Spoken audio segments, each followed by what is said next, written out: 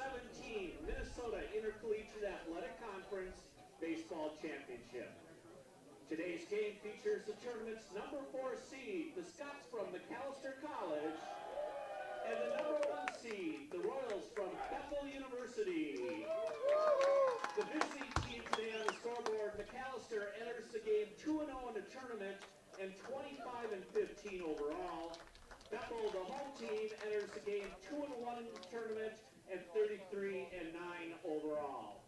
Now let's meet the starting lineups for these two fine teams. First for the visiting team, the Scots from Macalester. Leading off is the center fielder, a sophomore from Herndon, Virginia, number 1, Jared Abelson. Batting second, the left fielder, a junior from Pittsburgh, Pennsylvania, number 17, Alex Beretta. Batting third, the second baseman, a senior from Nashville, Indiana. All right, good afternoon, everybody, and welcome to Hogan Field on the campus of St. John's University. Becker Park is where we are for the 2017 championship round of the MIAC Baseball Tournament. I'm Mark Lewandowski, voice of the Johnnies normally, but today I am an interested watcher of two great baseball teams that are going to compete for their first ever MIAC championship. And it's an exciting time here because you've got two teams that aren't used to being in this situation, trying to win their way into the MIAC tournament as the Macalester Scots take on the Bethel Royals. Bethel coming in, they're the home team. They're 33-9, winners over St. Thomas and St. John's yesterday. Mac only had to win once. They beat St. Thomas and played their way into this MIAC championship round by doing that yesterday, holding on against the Tommies by the score of 7-6. This is possibly the best hitting team in the tournament, Macalester, and so no doubt about it, Carson Saline and the pitching staff for the Royals will definitely be tested today as the Royals and Scots do battle here for the MIAC championship. Number 9, Bryce Marquardt. Batting second, the designated hitter. Go through the lineups here as we have them. Mac will bat first. They're the visiting team. Jared Abelson will start. He's the center fielder. He's a sophomore. And he's hitting .370 on the season. Alex Beretta, the left fielder, will bat second. Quentin Stewart, the second baseman, will hit third. The designated hitter is Colin Brantner. He's a junior, and he will bat fourth. Nick McMullen is a first baseman and hitting fifth. He is a junior. Graham Lowe is a sophomore catcher, hitting sixth. Ben Castagnetti is a junior third baseman, hitting seventh. Sam Goldberg, the right fielder, will bat eighth. And then batting ninth, Carl Franca Lagia, the freshman, will play short. Dylan Edwards Gotti will throw for Mac today. He's 5-1 with a 2.20 earned run average. Meanwhile, for Bethel, Bryce Marquardt will lead things off and play in right field today. He's been the designated hitter during this tournament for the Royals. Brandon Meyer will DH. He is a junior. Brett Neville, a senior, at first base, will bat third. Austin Ledeen, the catcher, will bat cleanup. Joey Fredrickson, the third baseman, will hit fifth. Mitch Butvilas, the left fielder, will bat sixth. Sam Horner, the center fielder, will bat seventh. John Horner, the second baseman, will bat eighth. And Jake Schubert will bat ninth. He's the shortstop. And again, Carson Saline will be on the mound. Our national anthem, and we'll have the first pitch coming up.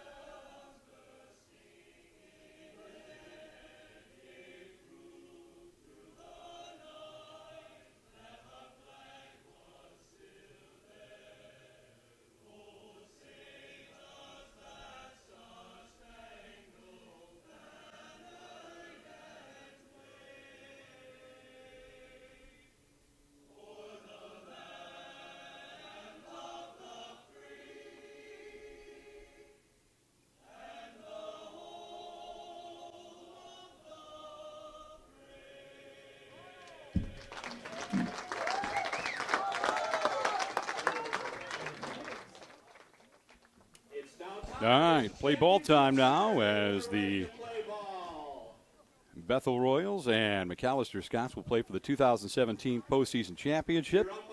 Whoever wins the title, it will be the first in their school's history.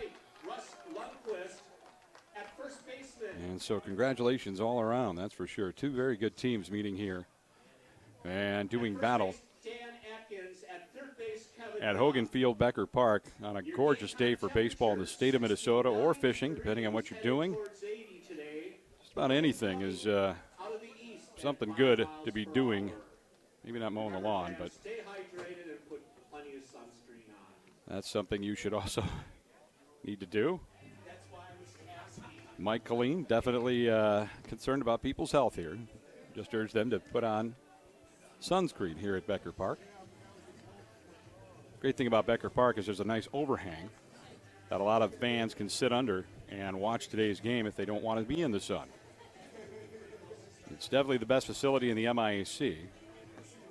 Definitely the best on-campus facility in the MIAC, and that's why it's here. It's also here because it's an all-turf field, and that is also very important given the fact that, you know, you can have some issues with regards to the weather.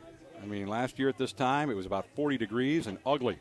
And there were a lot of people in this press box. Yeah, I would probably be in here today because I'd be doing both.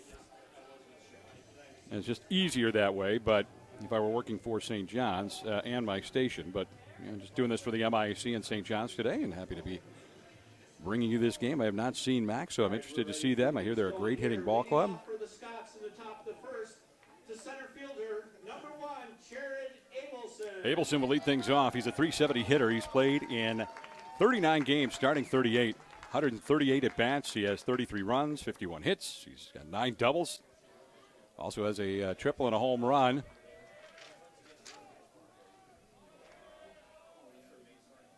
As far as hitting goes, Mac is the number 2 team behind St. Thomas, hitting .279 as a team. Start time 12:01. Abelson able to foul off the first pitch from Carson Celine as the Abbey horn sounds in the background. Swing and a miss on an off-speed pitch, and quickly Abelson down to the count at 0-2.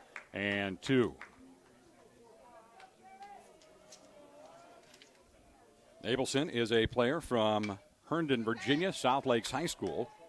He came a long way, but that's Mac. They recruit nationally, and they bring in a lot of good kids and very good students there. Alex Beretta, left fielder, on deck, and Quentin Stewart will bat third. That pitch from Celine just missed. 1 ball, 2 strikes now. MIAC championship round of baseball. And I say round because if Bethel were to win, there will be a second game.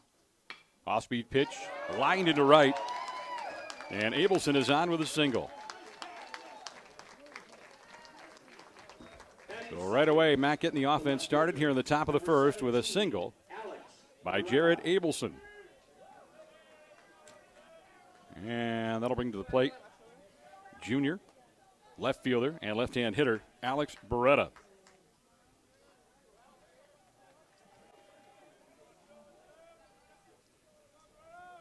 Abelson takes his lead from first and popped up left side and out of play towards the parking lot.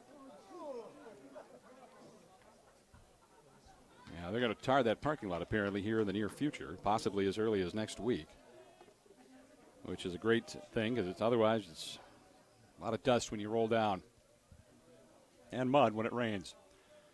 1 on, nobody out. We are in the top of the first. Celine, a fastball that Beretta thought about and held up on.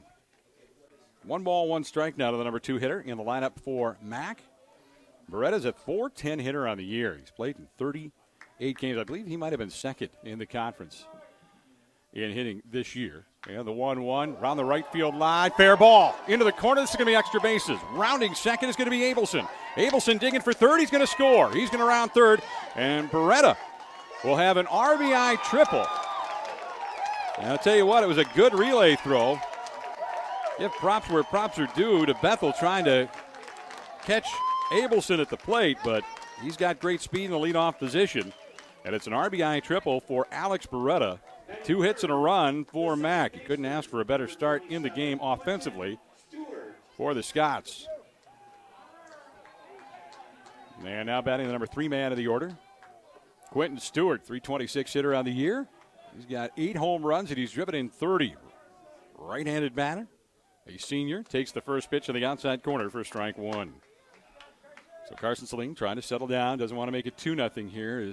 There's a runner at third, nobody out here in the top of the first. Saline 2-1. He's appeared in 15 games. Fastball fouled away right side. No balls, 2 strikes now to the number 3 man of the order. 38 innings for Saline. He allowed 9 runs, all are earned. He's walked 8, he struck out 32. So Stewart down to the count at 0-2. 5'10" senior out of Nashville, Indiana. Takes that pitch on the outside for ball 1.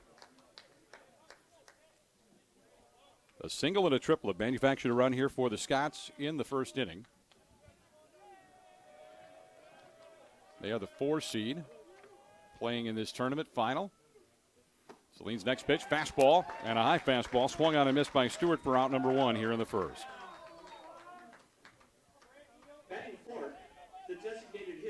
Cleanup hitter now, the designated hitter, Colin Brantner, will stride to the plate for the Scots. Brantner's a junior, hitting .333 on the year, 3 home runs. He's driven in 32. Also a threat on the base paths as he's stolen 9 bases in 13 attempts.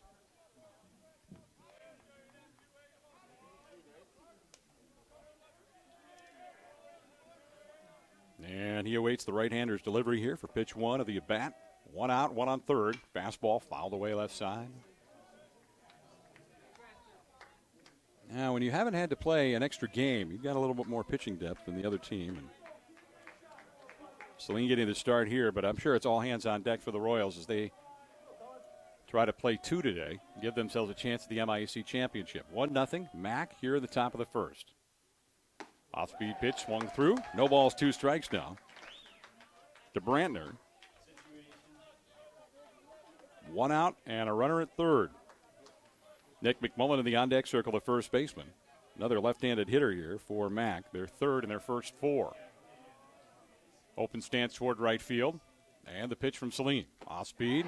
Foul tipped into the glove for strike 3. So now there are 2 outs and a runner at third. Saline starting to settle down after giving up hits into right field.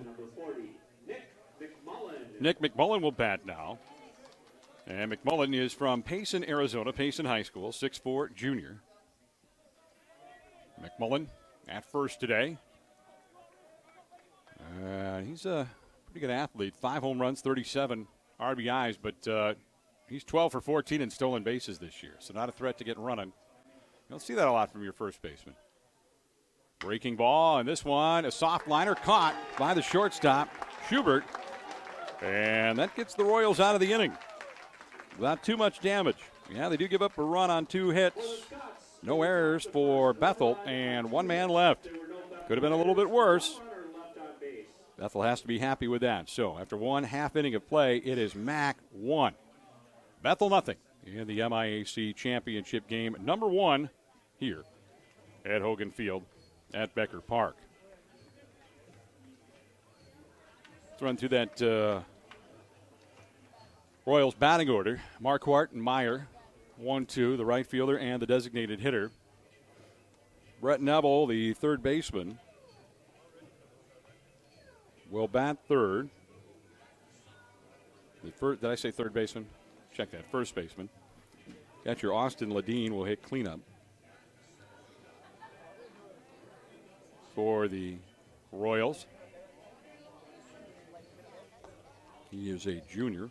And in fact, it's a pretty experienced team. Senior, junior, Neville's a senior, Ledeen's a junior, and you got your freshman. And just the quality of the talent that the MIAC schools are getting. Sometimes you get these talented freshmen that don't want to wait their turn. They get right to the head of the order. And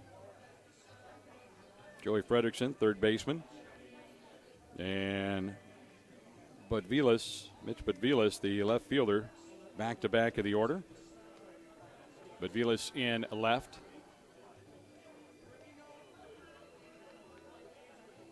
Sam Horner, the Horner brothers. And then we'll bat 7th and 8th. Horner, a sophomore.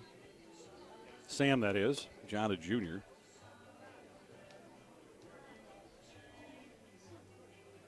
So Sam wearing number 20 today, and his brother wearing number 14.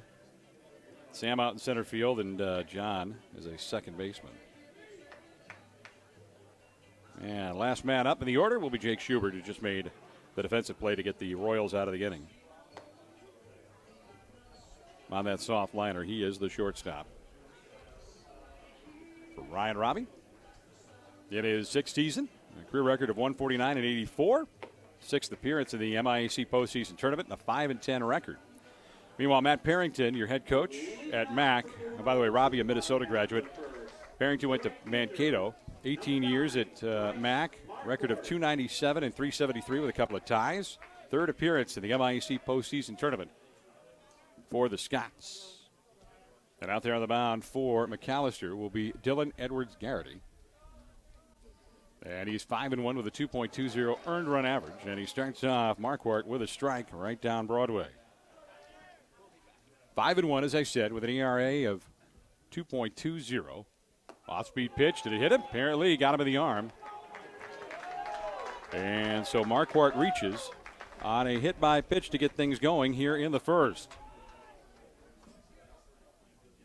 Batting second, the designated hitter, number 33, Brandon Meyer. All right, so Brandon Meyer, the designated hitter for the Royals, will bat here.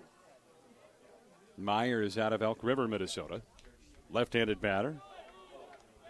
I don't know that he has been playing much here in this postseason tournament. Runner on is Marquardt with good speed. 17 stolen bases on the year. That pitch fouled away.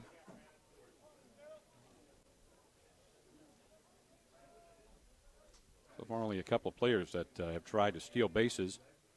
One of them, Nick McMullen of MAC, is 1 for 1, and Cobbs of St. Thomas 1 for 2. I believe he got thrown out last night.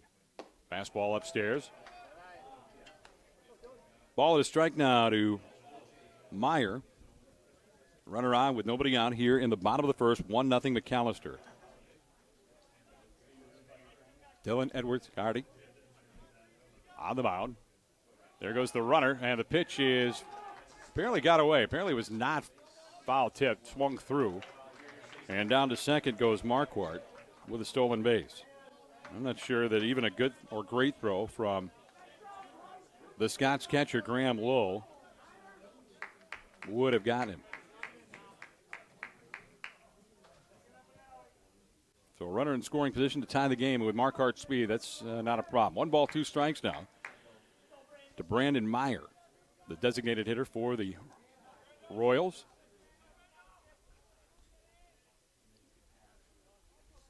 Edwards-Garrity taking his time, now steps off the rubber.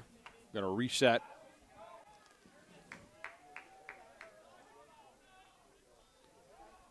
Wind is blowing in a little bit. It's 330 down the lines, 373 to the alleys, 395 to straightaway. We've got a meeting on the mound between the pitcher and the catcher. Frank Alangia at short.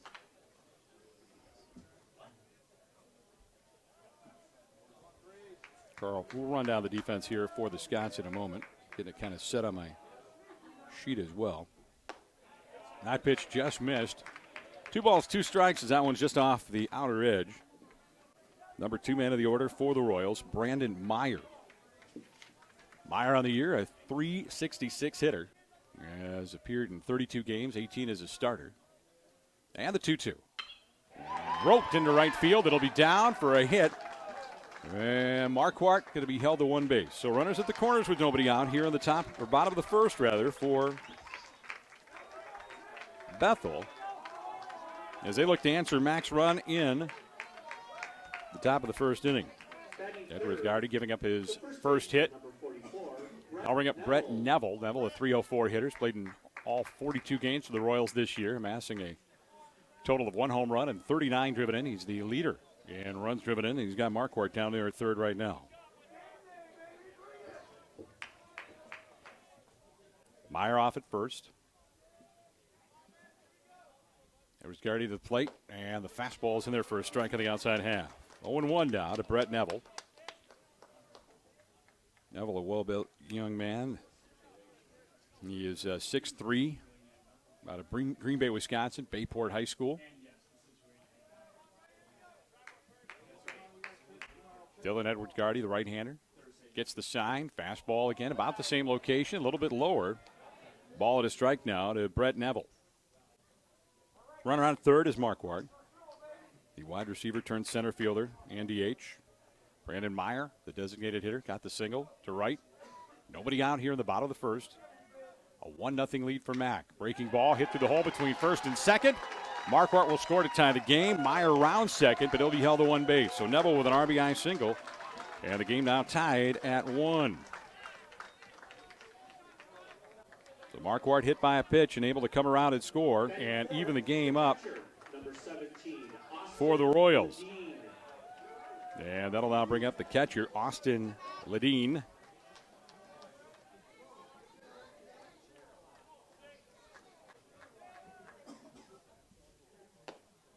And the first pitch to Ledeen is a strike.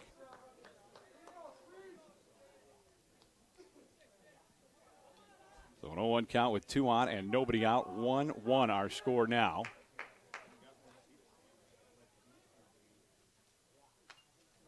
That one fouled back to the screen. So Edwards-Gardy getting ahead of his first hitter today, and it's the cleanup man, Austin Ledeen, the catcher. Ledeen hails from Brooklyn Park Center High School, right-handed batter. That breaking ball didn't really break and took off upstairs. 1 ball, 2 strikes to the cleanup hitter. Royals 1, Scots 1. Ledeen of the year, 310 hitter. He's driven in 24. 40 runs driven in for Neville. Having a very good year. Bethel, I want to see that year end here. There's strike 3 on the outside corner, though. Ledeen goes down looking for out number 1. He thought it was outside. All he can really say to the umpire now is say, hey, make sure we get that call, too. Being the catcher. Joey Fredrickson will bat now for the Royals, looking to continue the inning. 1 out now, 1 run home. Fredrickson, a .284 hitter. He's played in 39 games, starting 31. Got some home run power. He's got 4. He's also driven in 21. Fastball, he held up. Maybe should have swung as it's strike 1.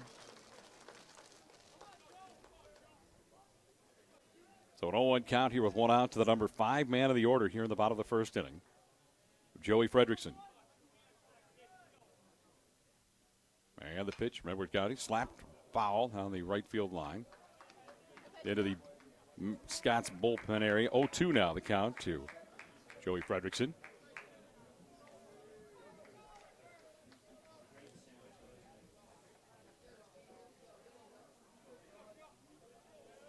Edwards-Gardy checks the runners at first and second. Meyer at second. Neville at first. Pitch is high. 1 ball, 2 strikes now to Joey Fredrickson, the third baseman for Bethel.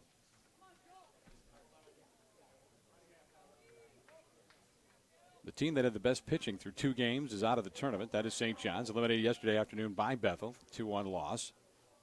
St. Thomas also out. Breaking ball upstairs. Count even now. 2 balls, 2 strikes to Joey Fredrickson, the third baseman. Brilliant Saturday, weather-wise, for these 2 teams to compete.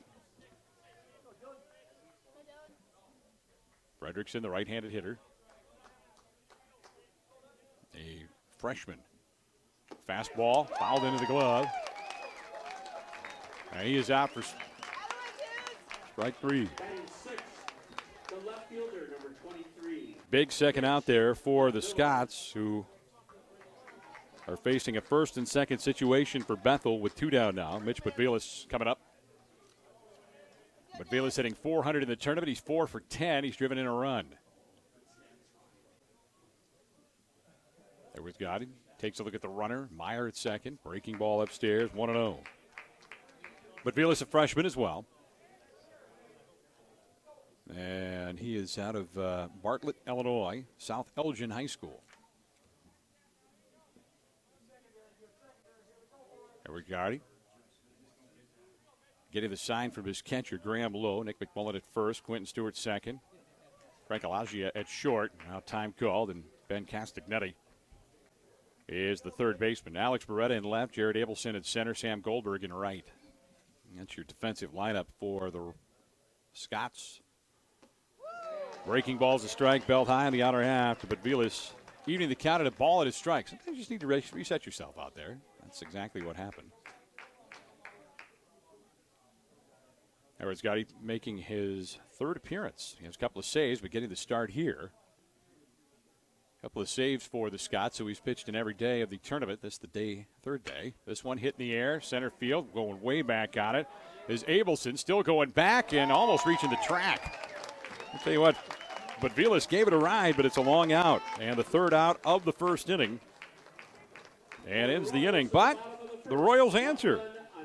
1 run on 2 hits, no errors, and 2 left. And at the end of 1 inning of play, it is a 1-1 tie between Bethel and Mac for the 2017 MIAC Championship. Game 1 of a possible 2-game scenario. Second inning coming up.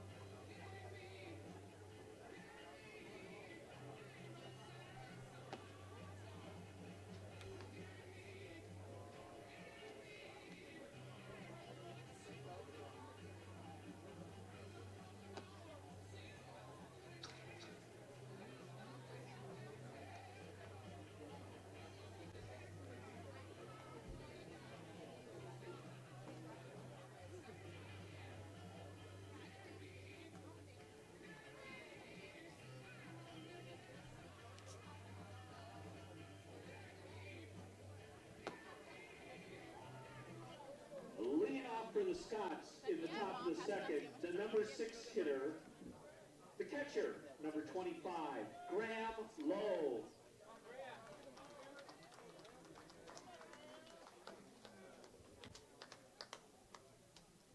Hi, Graham Lowe will bat here. So I'm trying to send the link to a few people. Want to tune in for some MIAC baseball today.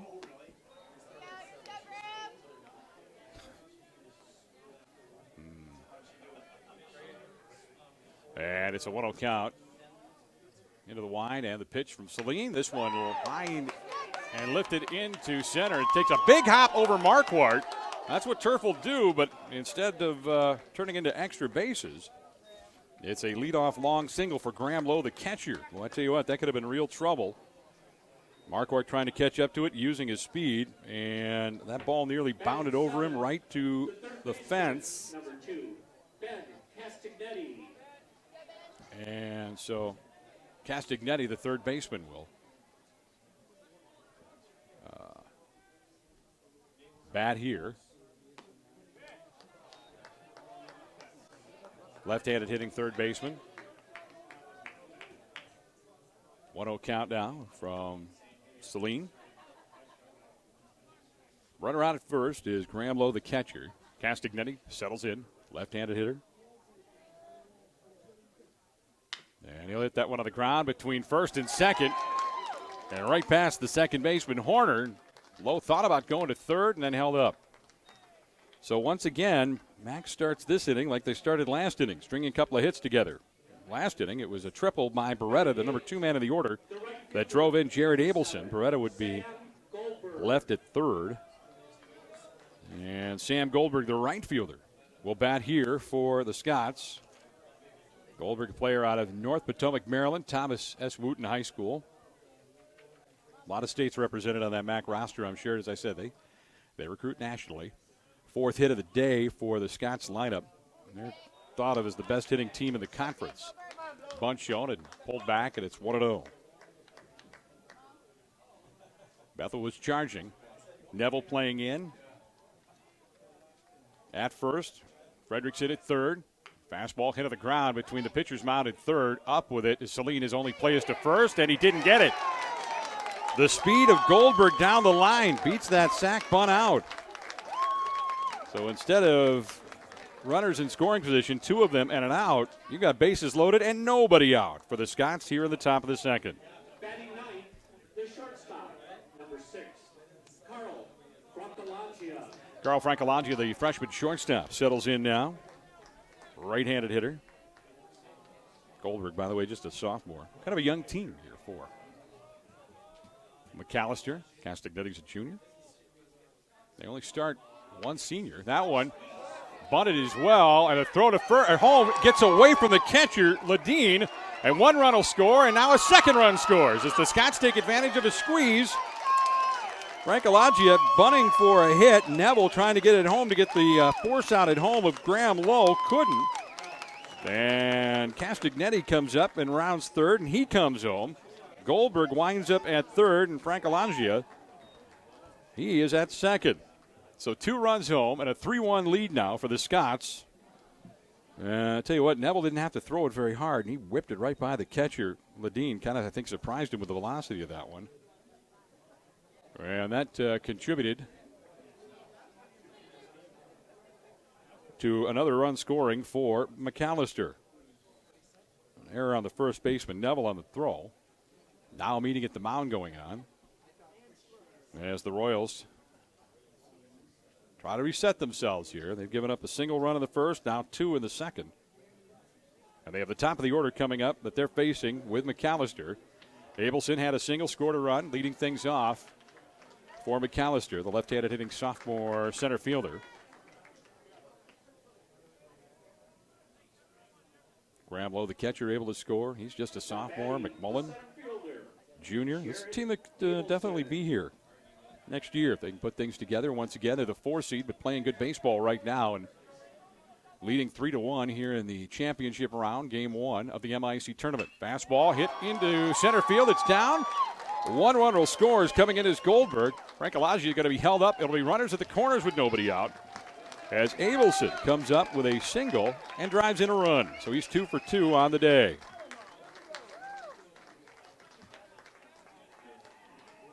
Mac thought of as the best hitting team coming in here, and they're showing that those reports are fairly accurate. They make good contact. Alex Beretta, who had a triple down the right field line that drove in Abelson. That was a closer play at the plate than I thought it was going to be. Stepping in now, 4-1 Scots here in the top of the second. Beretta Jr., as I said, only one senior in the lineup, and that's Quentin Stewart. He's on deck.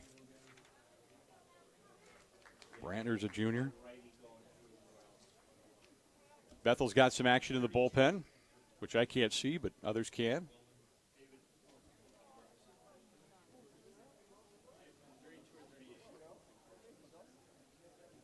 It is either Michael Willman, senior right-hander, or David Cushing, a junior right-hander. Austin Ledeen wanted to talk to his pitcher, Carson Celine. Giving up 4 runs here on 6 hits through 2 innings. And I guess we're going to have a pitching change, and Celine will depart. So 1 inning, 6 hits, 4 runs. I think all of them are earned, too. A couple of strikeouts for Celine came in the first inning, and he will depart. He knows he wanted to stake his team to a little bit better situation than they are right now. Nobody out, 4-1 lead for the Scots. We're in the top of the second. 3 spot on the board, those crooked numbers. Brian Robbie leaving the mound after making the pitching change.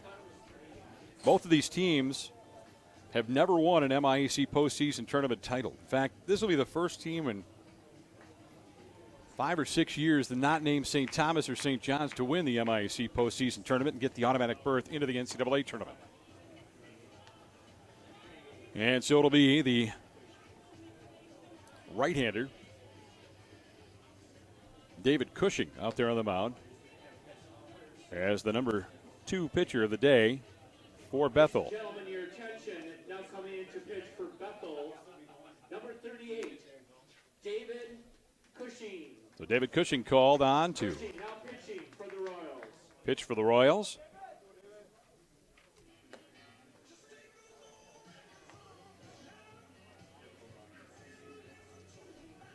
Cushing is from Minnetonka.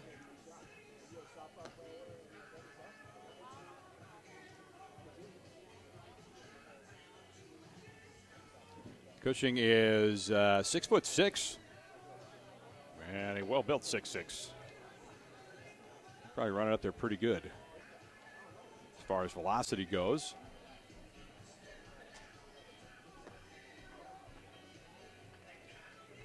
Let's take a look at his stat line and how he's fared this year. 4-1 lead for Mac. They put a 3 spot on the board, resulting in the pitching change. 9th appearance for Cushing here. He has started 4 games. He has a 1-1 record, has a save, 20 1/3 innings pitched. Carries an ERA of 4.87, and he's allowed 11 runs. They're all earned. He's walked 6, and he's struck out 13. Now he's facing Alex Beretta, the number 2 man of the order, but one of the top hitters in the MIAC, carrying that 4.10 average.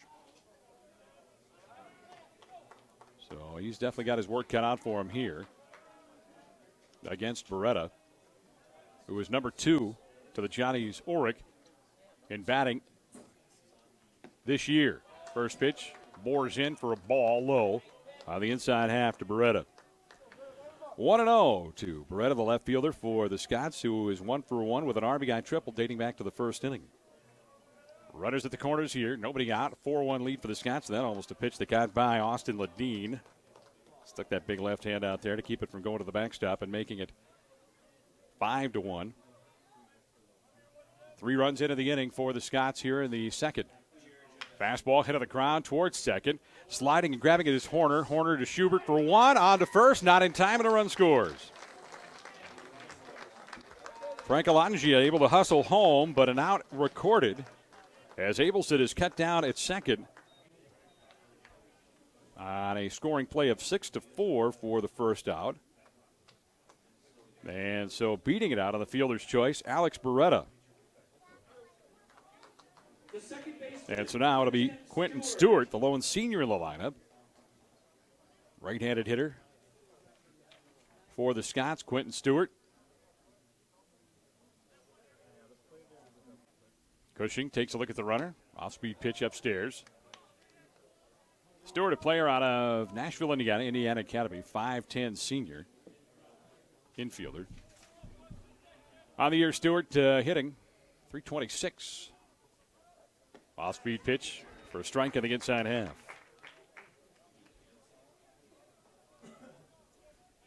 So a 1-1 count now to the number 3 man of the order, Quentin Stewart, the senior.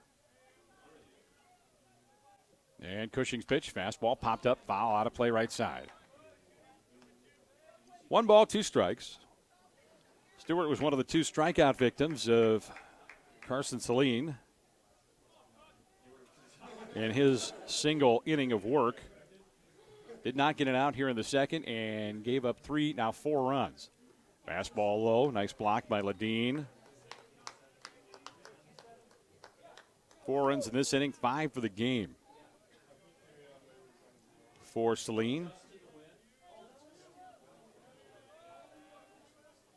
And the pitch, this one hit in the air. Center fielder, Marquardt. He's going to, he must have lost it because he let it bounce in front of him for a single. I don't know if he didn't see it off the bat or what, because it looked like as he was kind of, I don't want to say loping, but gliding, because he's more of a glider. He wasn't, I don't know if he picked it up, and a gift hit there. And what should have been probably out number 2 is Stewart is now on at first. Beretta to second. And Colin Brandner struck out for out number 2 back in the first inning, batting here. Left-handed hitter, Brandner the designated hitter. So first and second, 1 out. And they're going to say he went around at that one, kind of a check swing strike.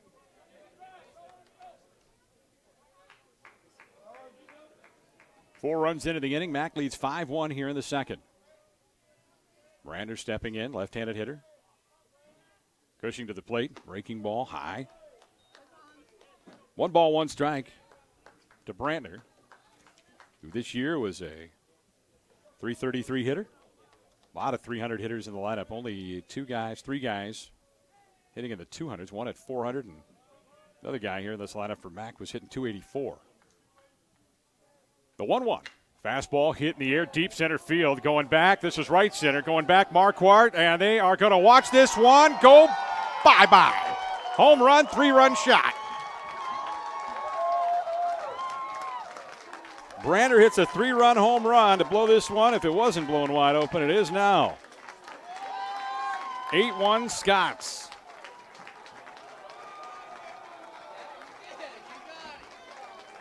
Yeah, both Marquardt and Horner. I should say Horner in center, not Marquardt in center. Ooh, what an inning it's been for Mac. As they get out to now an 8-1 lead. Swing and a miss by the next man up, Nick McMullen, the first baseman.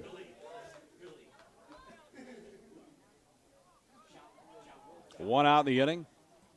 A 7 spot on the board. Fastball. McMullen fouls that one off.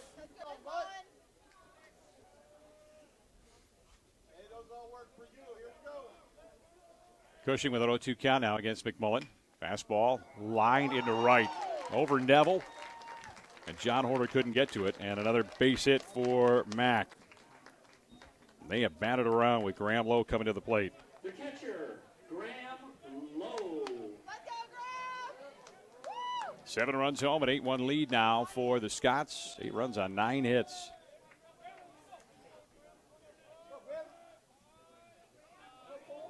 So 1 on, 2 out. Excuse me, 1 on, 1 out. And a fastball taken for a strike by Graham Lowe. So McMullen out at first after the single to right.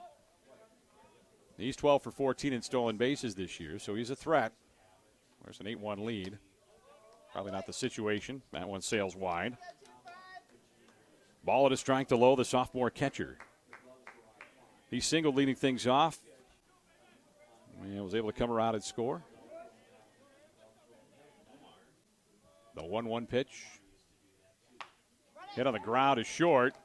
We're making a play there. Schubert to second for 1. And the turn not in time.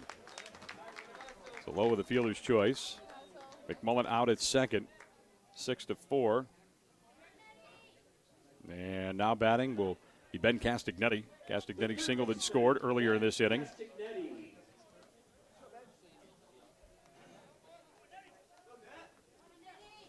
Castagnetti, the third baseman and a junior.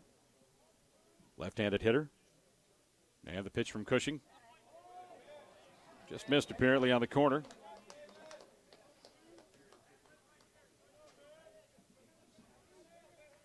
An 8-1 lead for McAllister as they put a 7 spot on the board here in the second, the top of the second. The 1-0 popped up. Left side of the infield, finding the sun is going to be Fredrickson, the third baseman, and now he lost it, and Schubert couldn't get to it either. They throw it to second, not in time. They throw it past the second baseman.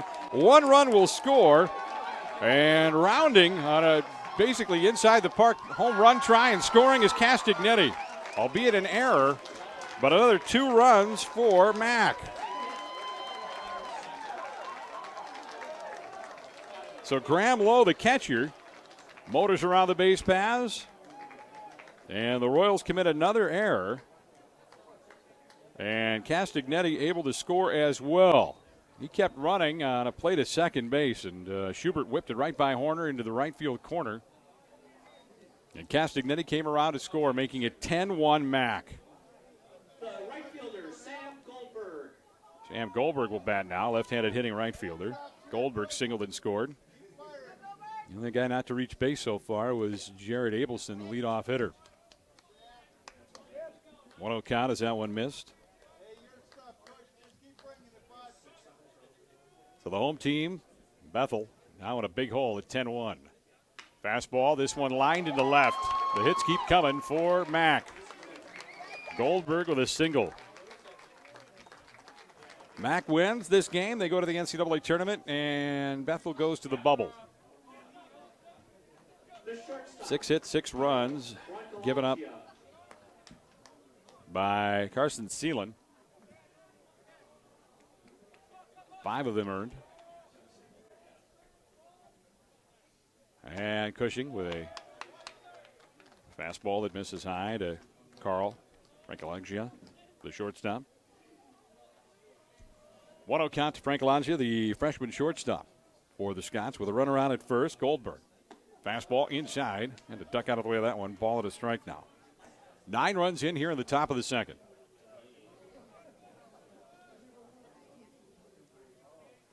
Four runs against Cushing. Couple are earned. This one hit in the air to center, and Horn is underneath it. And he'll make the catch to retire the side. Big inning, though. Huge inning for McAllister as they put 9 on the board. For the Scots, On 9 hits. the second. 9 runs on 9 hits. 2 errors. There were 2 Bethel errors. And 1 left. Runner left on base. Yep. What a big inning it was for the Scots as they are now out to a 10-1 lead here in Game 1 of the MIAC Championship round, with Bethel coming to bat in their half of the second.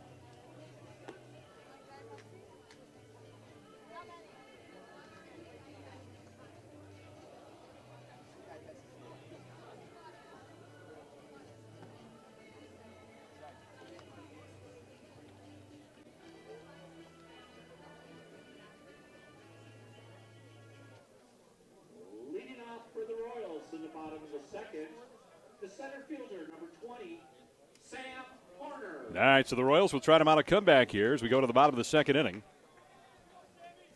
And Sam Horner, the center fielder,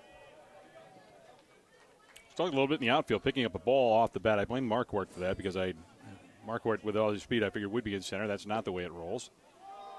1-1 count here. Edwards Garrity starts Horner off with a ball at a strike. The sophomore. And that one bounces in for ball 2. 10-1 lead for Mac.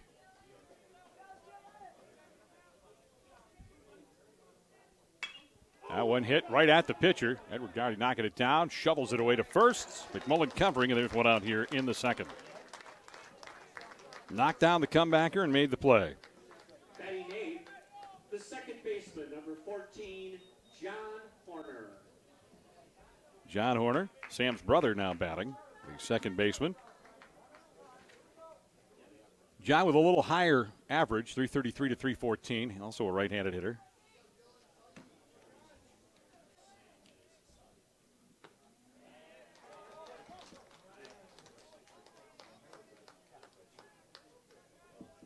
A 0-1 count here with one down. And he thought about offering it that one. Bounced in there for ball 1. 1-3 there, Ryan. And this pitch hit in the air to right center. Retreating on it is Goldberg, and he make the run and catch.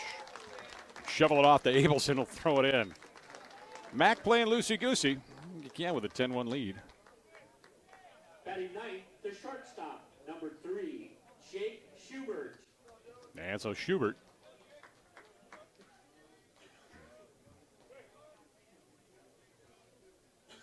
will be batting here. And he lines that one and almost caught by the diving shortstop. Francalaggia had to hold up to see if he was going to pick that one out of the air, but he did not. And so a runner on for the Royals. 2 hits for Mack in that first inning, manufactured a run, a single and a triple. Bethel would come right back and score a run themselves as they got Marquardt on via hit by pitch, a single by Meyer. Neville with a single and his 40th run driven in, which leads the MIAC, I might add. And so 2 on, 1 out, or excuse me, 1 on, 2 out. And a pitch, a strike now. to Marquardt. Bethel fans didn't feel that the umpire may not had the same strike zone for Mack, but Mack really didn't see a whole lot of pitches that they didn't hit. 1-1 the count now to Marquardt. 2 down in the inning. So Schubert on via the single, the number 9 man in the order for the Royals. 10-1 lead for McAllister out here at Hogan Field, Becker Park. That one low. Dillett Edwards-Gardy. 2-1 the count. Edwards-Gardy with a 5-1 record. Also got a couple of saves in this tournament alone. And the pitch back up the middle. He almost gloved it. It is gloved by the second baseman. Stewart, he flips it and out at second base. Oh, tough call there. It goes against the Royals. And the fans are unhappy. Quentin Stewart diving and then flipping the ball to the shortstop. Frank Alangia covering. And that is out number 3 here on the fielder's choice. And Schubert is out at second. 4-6 for out number 3. No runs on a hit and no errors and 1 man left. At the end of 2. It is McAllister on top 10-1. You are listening to and watching MIAC Baseball Championship Round.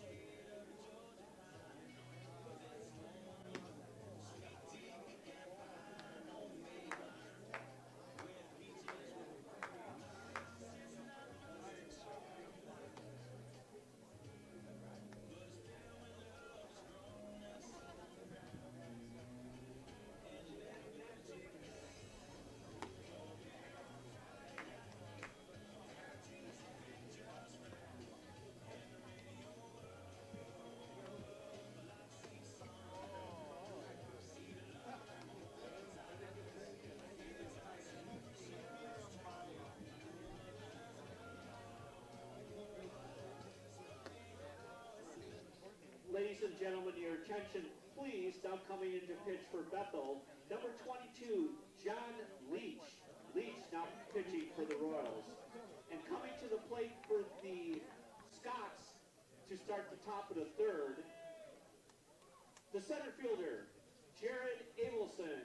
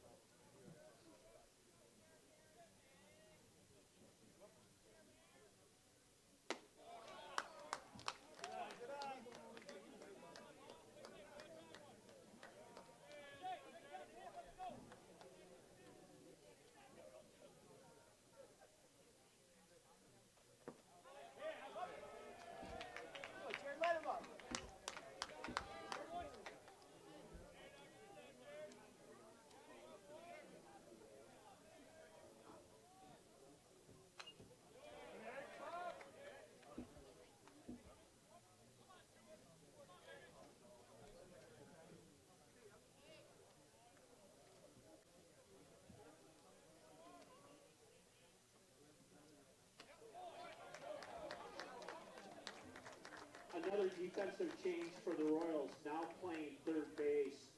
Number 10, Esteban Velasco. Velasco now in the game playing 3rd base. plate for the Scots, the left fielder, Alex Beretta.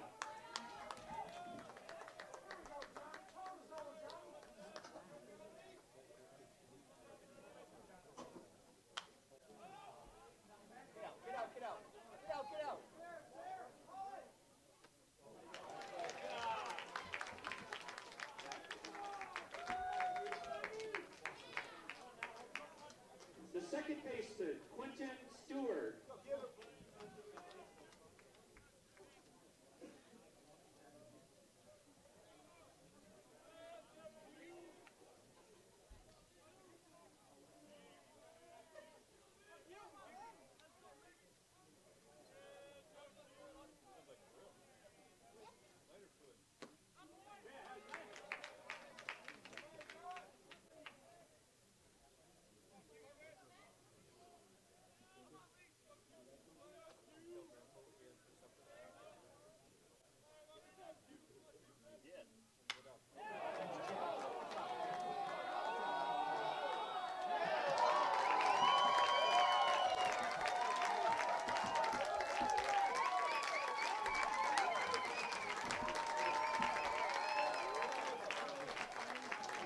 All right, Quentin Stewart is returned here. It's a 2-run home run. Mack is really hitting the ball well today.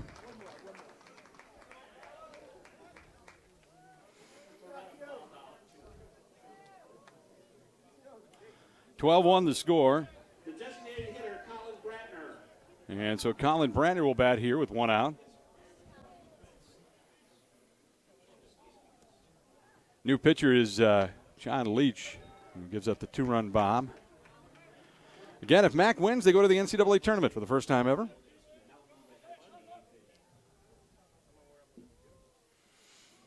Oh, 0-1 count to Brantner. They get 0-2 on a fastball taken all the way. Brantner, a left-handed hitting designated hitter, a junior.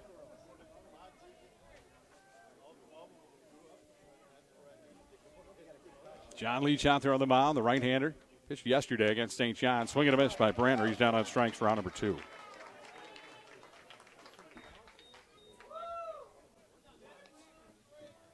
The first baseman, Nick McMullen. And so Nick McMullen.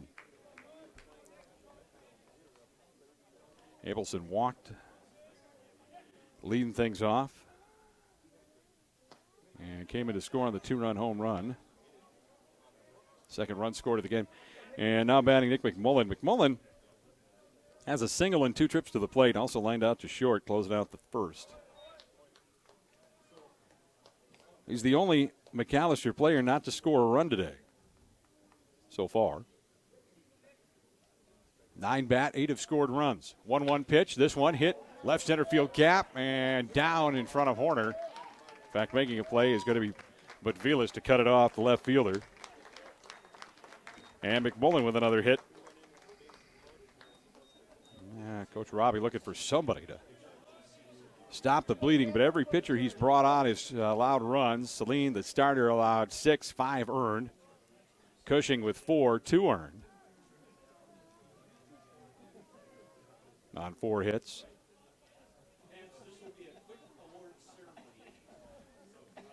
12-1 the score. McAllister on top.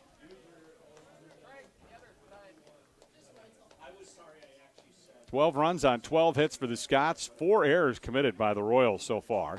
They awarded another one between innings on a play that happened,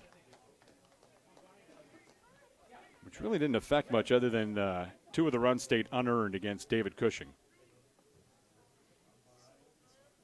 And the 2-0 pitch. Fouled away right side. I don't think he's coming back. I don't know.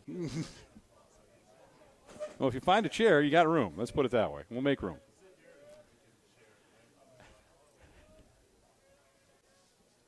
And the pitch from Leach sails wide. 3-1 now to Graham Lowe, the catcher. Lowe scored twice last inning, including on Castagnetti's inside the park error-aided home run. 3-1 bounces.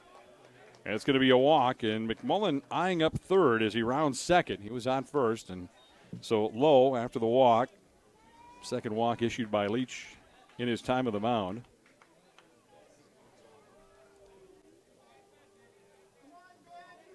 The third baseman, Ben Castagnetti.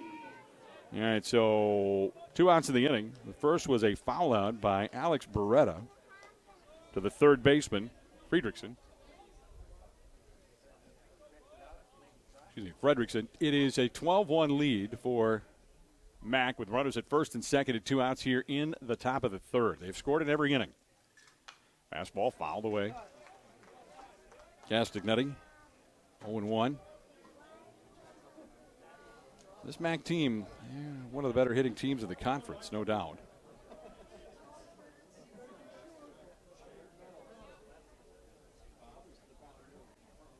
They led the conference in hitting this year, 314. They had 31 home runs. That was the most in the MIAC. You really got to get good pitching if you're going to battle the Scots. 0-1, 2 outs. Throw to second. Play on. McMullen easily back.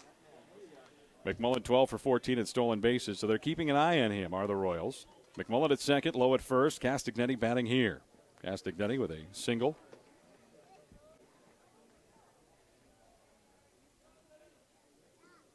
That came in the first inning. And now awaiting the pitch here, the 0-1. This one lined and knocked down by the shortstop Schubert, and it gets away from him. Rounding third is going to be McMullen, and he'll score without a throw.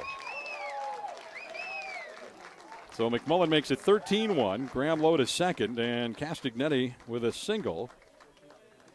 A little bit of tough play. If Schubert could have come up with it, and it would have great effort, no doubt, but you can't give him an error on that one. Sam Goldberg batting now. Goldberg with a couple of singles. And a run scored. Runners at first and second here in the top of the third. 13-1 the score.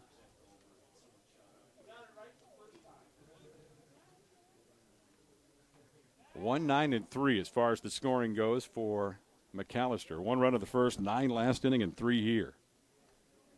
2 outs in the inning. Goldberg batting, 2 for 2 with a run score, 270 average. That one runs inside, ball 1.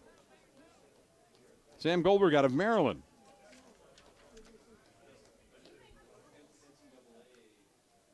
North Potomac, Maryland, Thomas S. Wooten High School. He and the umpire stops play. I don't know if got a problem with what's going on there. He's got maybe some sweat in his eye. No idea. He was just bent over and taking his time, and now he's good to go. So runners at first and second. Graham Lowe, the catcher, at second. Ben Castagnetti on at first. 13-1 the score. And the pitch from Leach again inside. And it's 2-0. Castagnetti, or rather Goldberg, a sophomore. Right fielder. As I said, there's only one senior that's in the lineup today. That's Quentin Stewart, the second baseman for Mac. So he got a chance to be really good for next year as well. Coach Matt Parrington in his 18th season. Mac in the playoffs in the MIAC 4-4. They're 2-0 today, or 2-0 coming into today's game in this tournament. So they equal the whole number of wins they had in just this tournament alone, and there's a strike. Out of 3-0 offering. 3-1 to Goldberg. Brancalacci on deck. The shortstop, who's a freshman.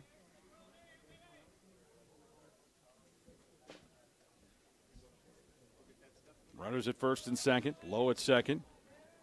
Castagnetti on at first.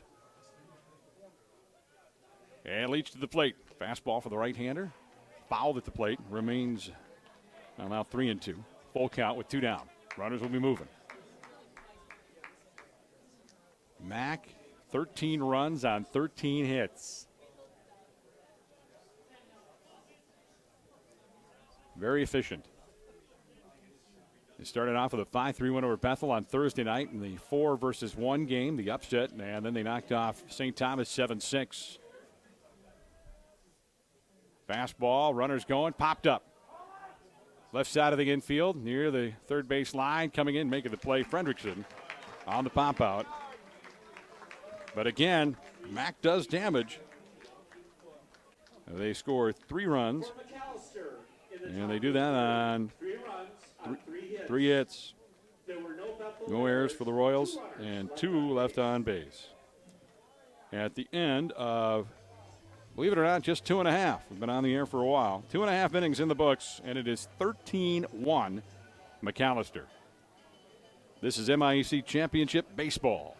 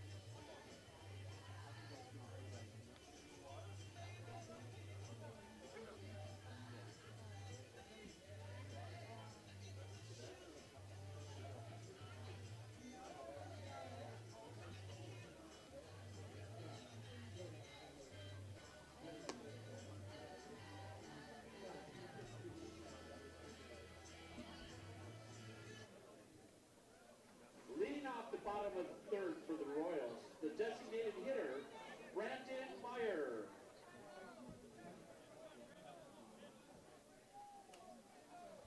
All right, welcome back. We continue.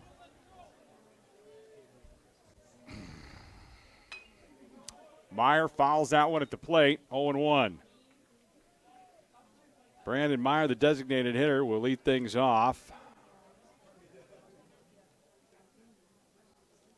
And Edwards Garrity starts him with a strikeout. The fouled off pitch, and now a ball. And it's 1-1. Junior Meyer, the designated hitter. And the right-hander gets him to swing at one and lift it into center. Long run, and coming in to make the play was Abelson, the center fielder for the Scots. 1 up, 1 down for the Royals here in their half of the third. 13-1. That's what the score is right now, as Mac has scored a run in the first, 9 in the second, 3 last inning. So Bethel's got their work cut out for him. Brett Neville, who has driven in 40 runs, and he leads the MIC in RBIs this season. Had a single, had plated a run in the first inning and tied the game up briefly. Takes the first pitch for a ball upstairs.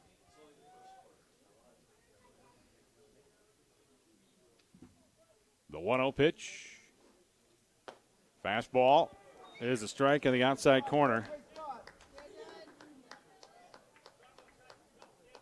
1 o'clock here in Collegeville.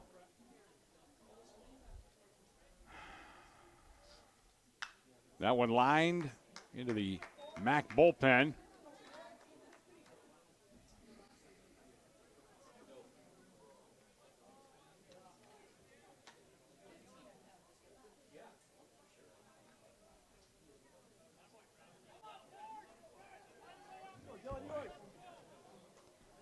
One ball, 2 strikes, 1 out. And Neville swings, fouls it at the plate. And Graham Lowe could not hold on to it.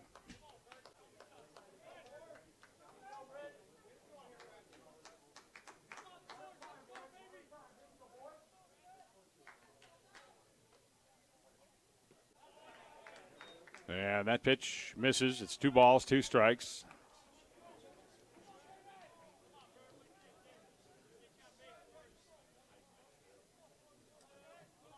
Two balls, 2 strikes, 1 out. And Edwards Garrity gets him to hit that one into right. Ranging over to his left is Goldberg. He'll put it away. And there are 2 down in the inning. So Neville flies out to right after Meyer flew out to center.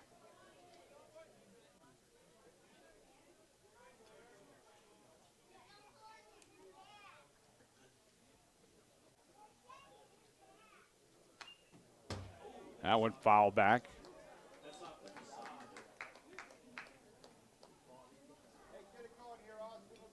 And so 2 down in the inning, a 13-1 lead for Mac here in the bottom of the third inning. And Bethel with another arm warming. Leach through last inning.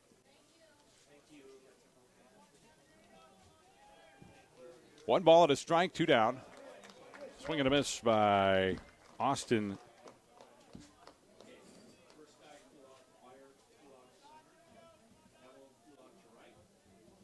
Sorry, folks. Austin Ledeen. Read my own writing. Yeah, he swings and fouls that one back, too. 1 ball, 2 strikes, 2 down. Ledeen, right-handed batter, batting with the bases empty for Bethel, trailing 13-1. You know, it's been a bad day at the ballpark when you have more errors than hits. It's not good. Breaking ball upstairs and outside. And that's pretty much what's happened with Bethel.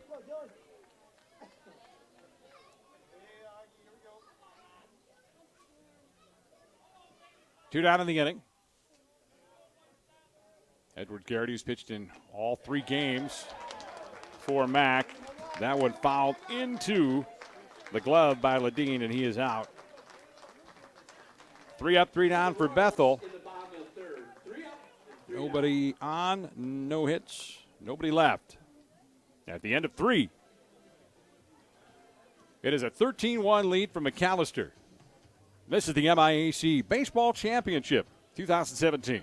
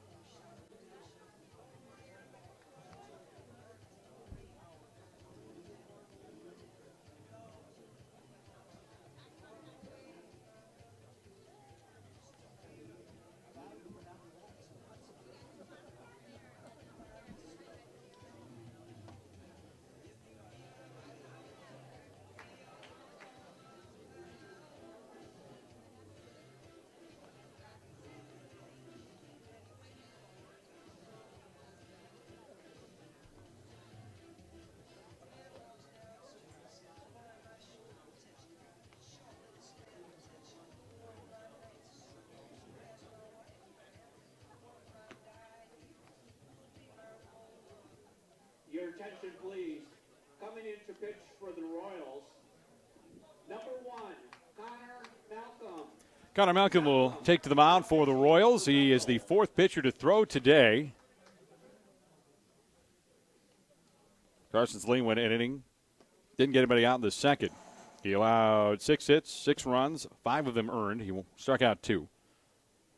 And then coming on was Cushing.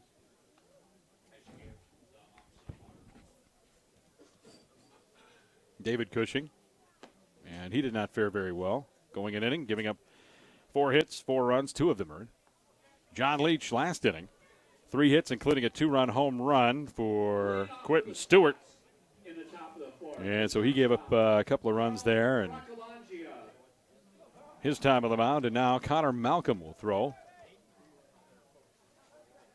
for Bethel. Leach, by the way, 3 of those runs, all 3 of them were earned against him. And so Malcolm, right-handed pitcher, out there on the mound, wearing the number 1. Fastball misses inside. Woodbury, Eastridge graduate. He's a freshman. Here's Malcolm, seeing some time here in the MIAC Championship. Apparently that missed as well, and that makes some Bethel fans not so happy.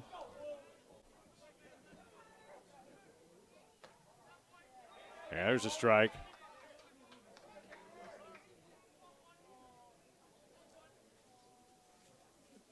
And Frank Alangia, the batter here, swinging a miss. And it's 2 balls, 2 strikes.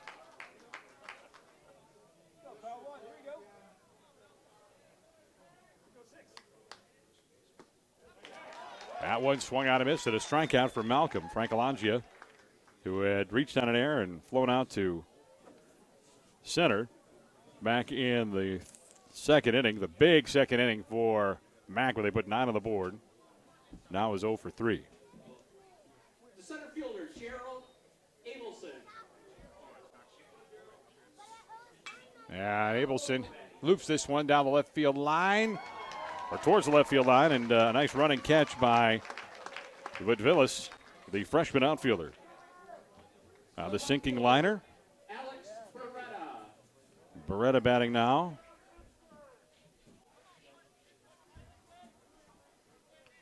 Beretta has a triple that drove in a run back in the first. He also scored a run to the second after reaching on a fielder's choice. Fouled out to the third baseman last time up. Fastball from Malcolm starts it in 1-0.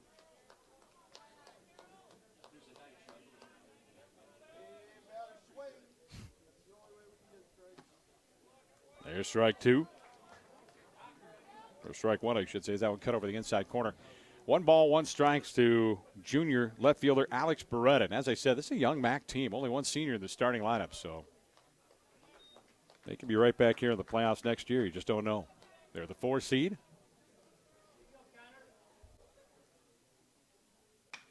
And this one hit in the air to left field. Coming in is Woodvillis, and he'll put it away. And put away the Scots. First time the Scots have gone 1-2-3 in this game.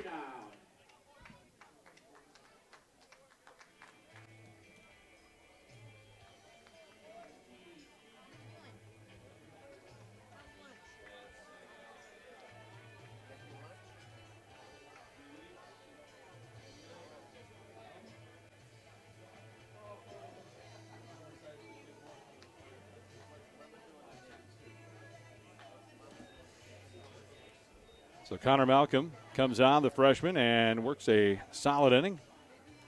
Did not allow any hits or runs.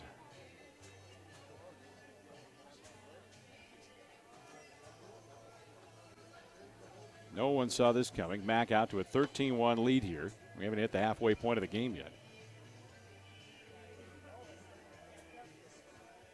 So Mac looking to go for the NCAA tournament for the first time, I would believe. They've never won the postseason tournament. As Bethel, they carry some at-large hopes, but you look at their winning percentage, and obviously not finishing out very well here. 2-2 in the tournament's not bad, but start looking at the score, and you got to wonder. Just a bad day on the mound. Bethel's played stout, Buena Vista. Couple of Illinois schools.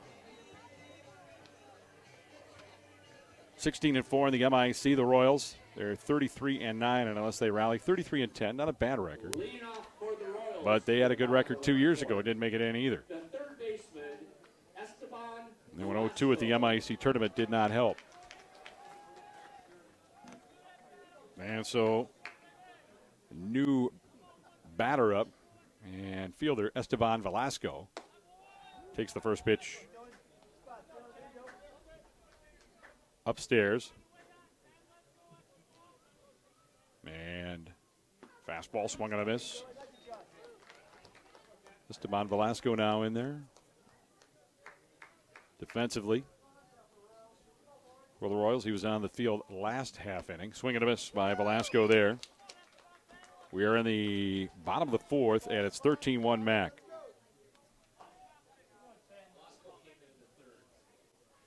Velasco apparently came in the third, thanks to Keller. Mike Killeen working the PA. Dylan Edwards-Gardy has gone all 3 innings so far, allowing just that 1 run on 3 hits. It was an earned run. He's pitched all 3 days in this tournament. A couple of saves. That pitch missed low. 3 balls, 2 strikes, the leadoff hitter for the Royals. This one popped up, headed toward foul territory down the right field line, giving chase, and not being able to get to there is McMullen, the first baseman. Esteban Velasco is a infielder out of San Diego, California, Bonita Vista High School.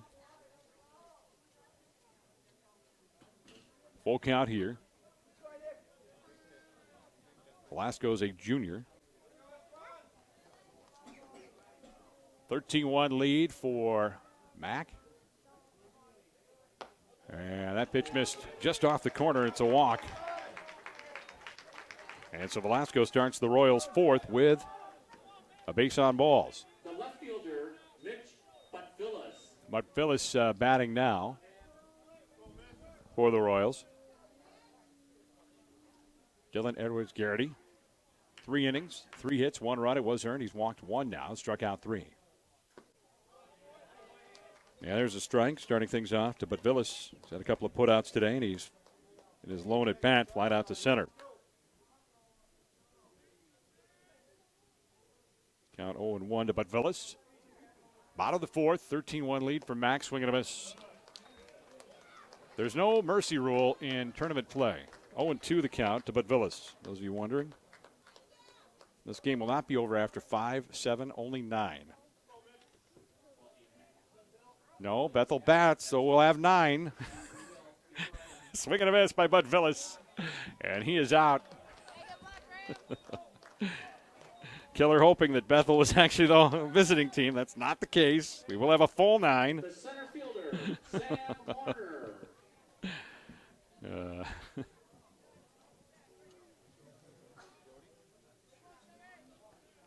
All right, so 1 out here. Fastball put on the ground, and it could be 2.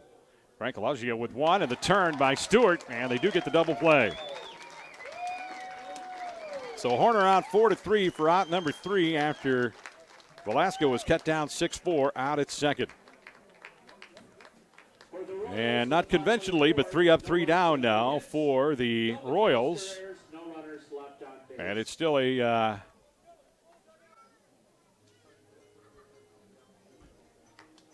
still a 13-1 lead. Yeah, Mac, the top hitting team in the conference. Yeah, they they led the conference in home runs, led the conference in hitting, and they put on a display. They lead 13-1 as we go to the 5th. And you are listening to and watching MIAC Championship Baseball 2017 Final.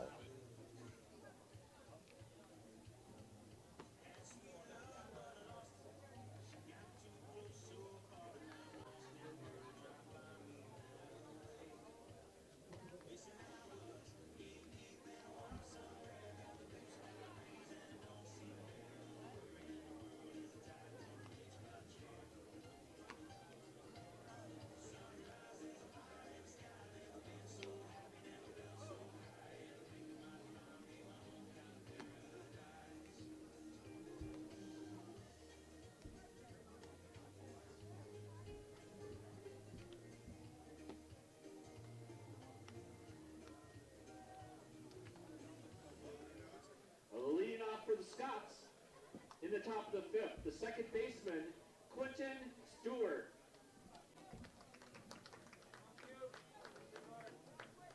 All right, so Quentin Stewart will lead things off here for the Scots, who have a 13-1 lead as we go to the 5th. And Connor Malcolm is out there on the mound still for Bethel. He came on last inning, and so far is the only Royals pitcher not to allow a run. Swinging at the first pitch was Quentin Stewart, the second baseman, the senior, and he fouls that one away for strike 1. Quentin Stewart out of Nashville, Indiana. Swinging a miss. Max up there to make something happen. Not totally happy with that 13-1 lead. And it's 0-2.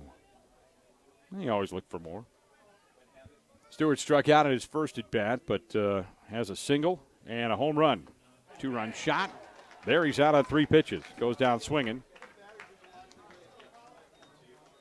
First out in the 5th inning. Connor Malcolm with his first strikeout of the day.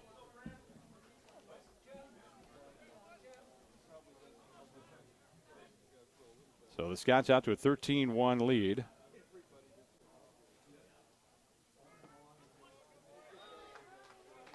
Here in the top of the 5th.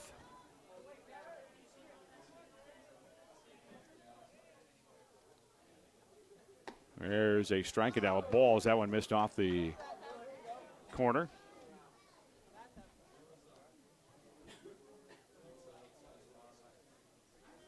And the 0-2. Oh, they're going to call it a strike? Okay. 0-2, that one in the dirt. So it's now 1-2. I thought it was a ball as myself, and now they've adjusted on the scoreboard. Colin Brander has a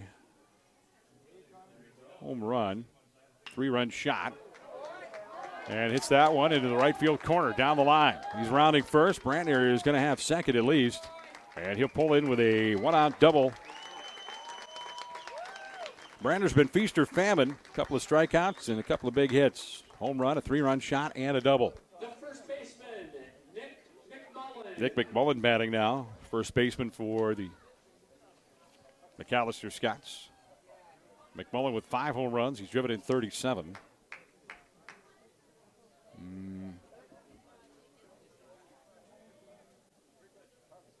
Has yet to drive in anybody today, but he's 2 for 3 with a run scored.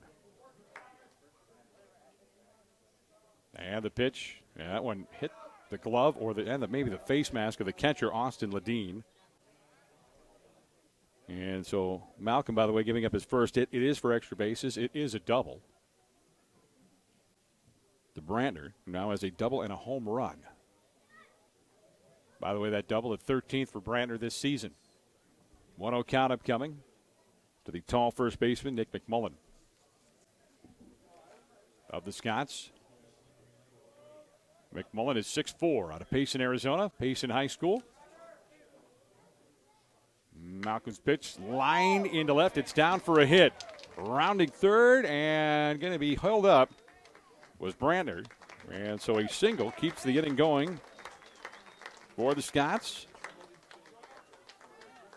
3 for 4 day now for Nick McMullen. First and third with 1 down here in the 5th. Graham Lowe will bat now. Lowe has scored twice. Lowe with a couple of with a walk as well. Got as far as second back of the 3rd inning before being left there. So far, the Scots have scored in every inning but one. They went 1, 2, 3 in the 4th, but they're threatening here. First and third, 1 down. First pitch to Lowe. He offered at it, but then pulled back, and it's strike 1 of the outside corner.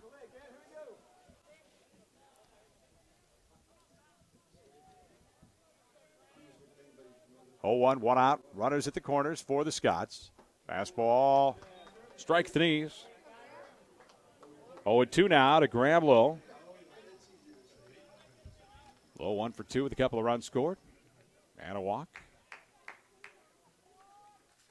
And the 0-2. Fastball hit on the ground to second.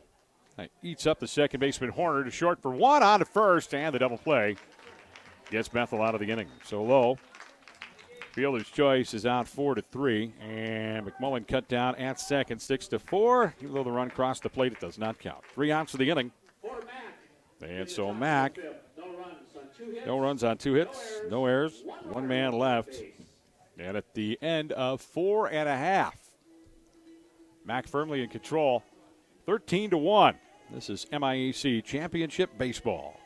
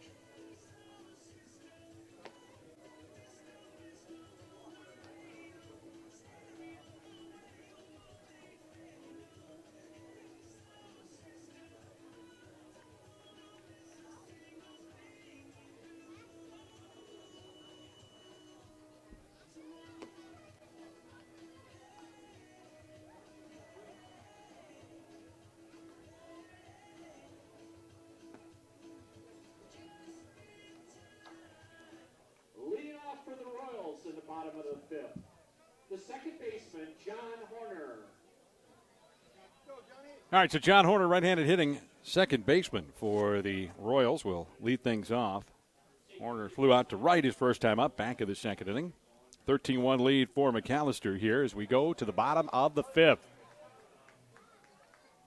Mack blowing it wide open with 9 runs in the second inning.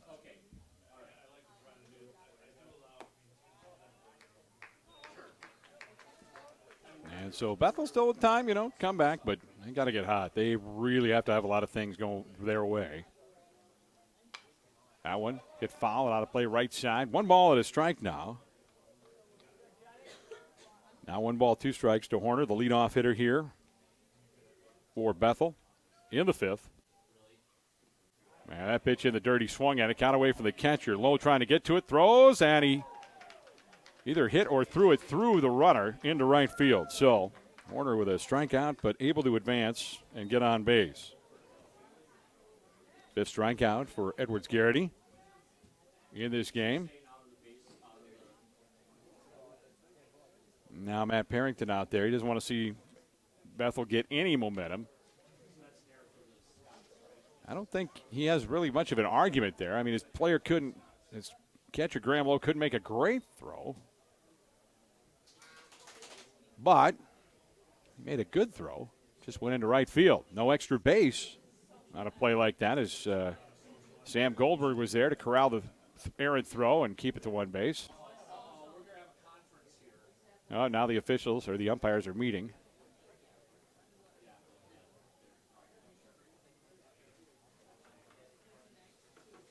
And we'll see what they're going to decide after Matt Parrington made his pitch.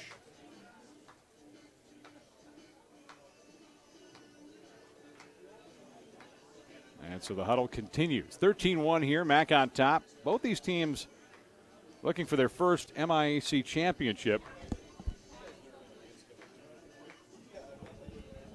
And their first tournament berth. That's what was at stake today when the day started. And we thought we'd have, well, not this. I'll tell you that right now. 13-1 our score, Mac on top. Mac coming in 4-4 in the MIAC tournament all time. 3 appearances, 2000, 2011, and 2017. Bethel, on the other hand, has been at the tournament 6 times. They have never won the title. They were 5-10 coming into today. All right, so we'll keep things as they are, and reaching on the strikeout is Horner.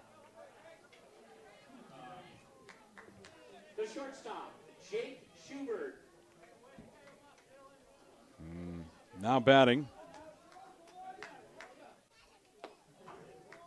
will be the shortstop, Jake Schubert, the number 9 hitter in the order.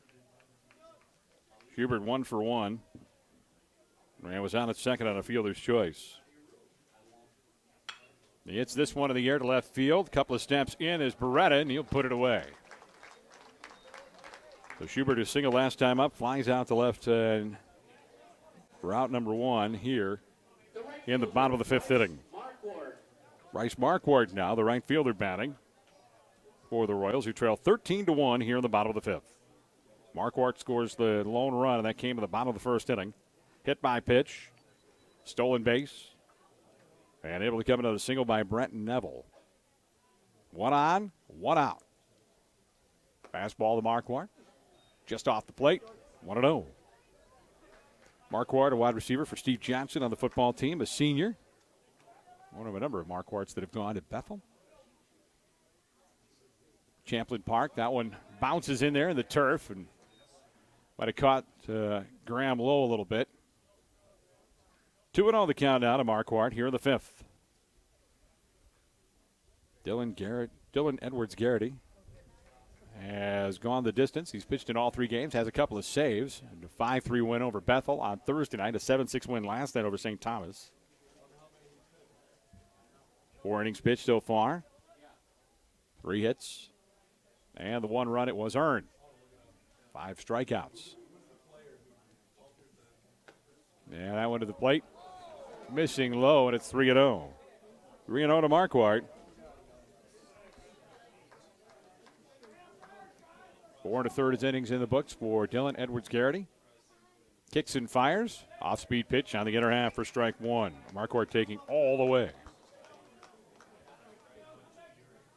Bryce Marquardt, leader in runs for the Royals with 42. Stolen bases with 17. In fact, MIAC leader in that department. Takes that one low, and he's on via the walk. So advancing by mishandled strike 3 and a walk. It put runners at first and second now for the Royals, and Brandon Meyer, their designated hitter. Meyer 1 for 2 this afternoon. Left-handed hitter. the junior. Meyer hails from Elk River. And fouls the first pitch back to the screen. Meyer, a .366 hitter. He's driven in 13. Marquardt, by the way, only has been caught once this year, stolen bases. He's 17 for 18. Won't be stealing here as he's the back end of the first and second combination. Edwards Garrity takes a look and delivers, and Meyer hits this one. The shovel to second for one, and the throw to first not going to be in time. In fact, gets away, and coming around to score for the Royals is going to be Horner, who kept running. And so Marquardt is out at second, 4-6. And they're going to say an error on the throw allows Meyer to advance or actually get on base. So E4 as they tried to turn the, or E6 rather, as they tried to turn the double play, did the Scots. And so Neville will bat here, the MIC leader. I wonder if Matt Parrington was wondering, there's some confusion there at first base as his first baseman, McMillan, trying to get to the baseball. And you might have thought that that should have been maybe an out.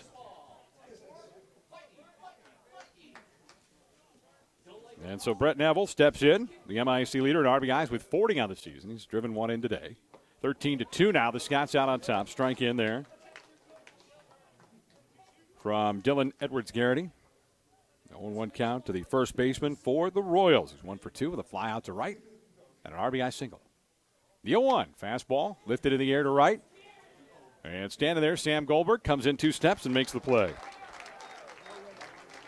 So the Royals do cut into the lead. That's the end of the inning, however. Royals scoring 1 run. And they do that without getting a hit. 1 run on no hits. 1 error and 1 left on. After 5, it is a 13-2 lead for McAllister. 2 errors for the Scots and 1 runner left on base. Well, 2 errors for the Scots. They stand corrected. The Colonel Ryan Klinkner doing the official scoring, so take it up with him. Anyway, 13-2 our score. It is a lead for Mac, and they're coming to bat in their half of the 6th. This is MIAC Championship Baseball.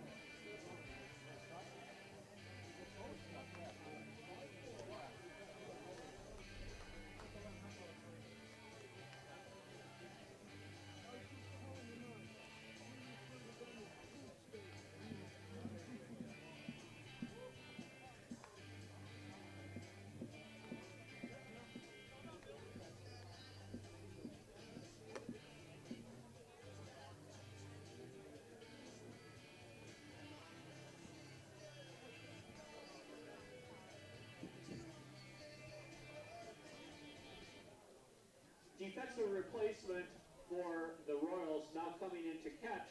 All right, Royals have a new catcher. Lars Anderson. Lars Anderson. We'll see some time behind the dish. And for the Scots, the third baseman, Ben Castagnetti. Ben Castagnetti to lead things off here for the Scots. Connor Malcolm still out there, the 5'11 freshman out of Woodbury, graduate of Eastridge, out there for his 3rd inning of work. 13-2, McAllister. And the left-hand hitting third baseman, Ben Castagnetti, has had a great day so far. He scored a couple of runs. Come up with a couple of hits. Batting here. 2 for 3.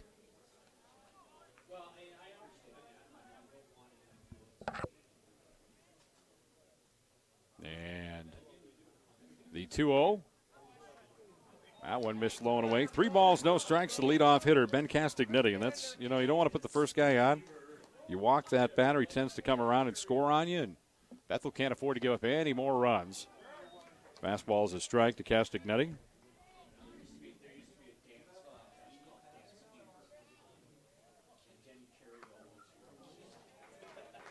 And Castagnetti works the walk. That pitch misses.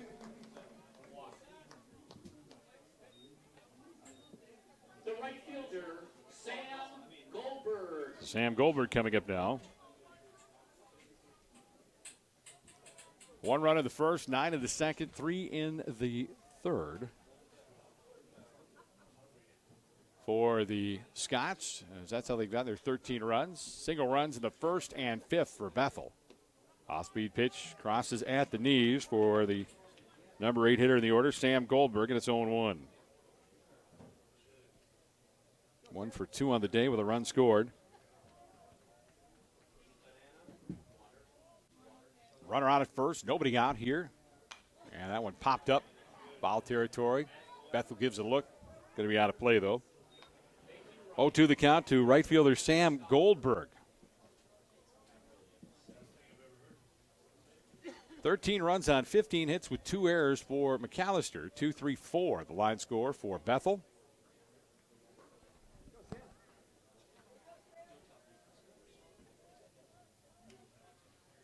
And Connor Malcolm, the right-hander, comes inside, and it's a ball and 2 strikes now. Castagnetti on via the walk.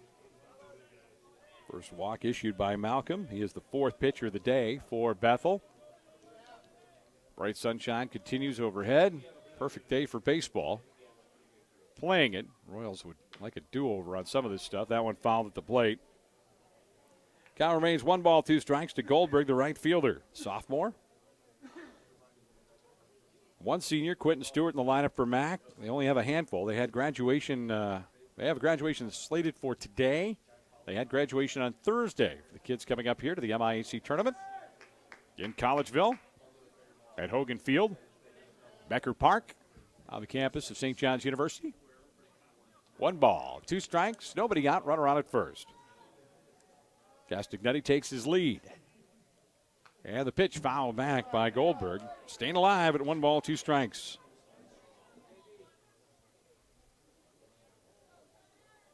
'18 seasons for Matt Parrington, MSU Mankato grad. 297, 373, and 2. And no doubt about it, his team, if they can hold on to this 13-2 lead, this will be the biggest win in his career. And you win a conference championship.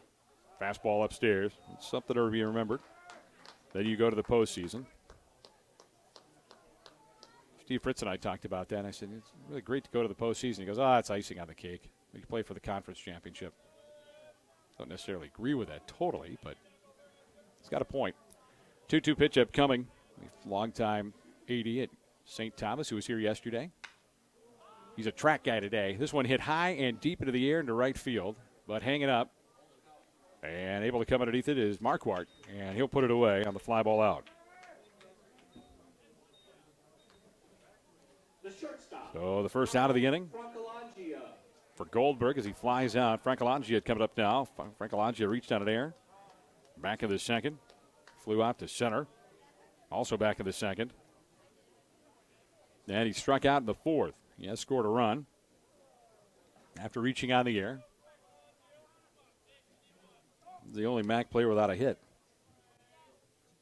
Runner out at first. Castagnetti after the walk. Sidearm fastball comes in and cuts low and swung on and missed by Frankalangia. Carl Frankalangia, the shortstop. Hails from West Hartford, Connecticut. Went to Loomis Chaffee School.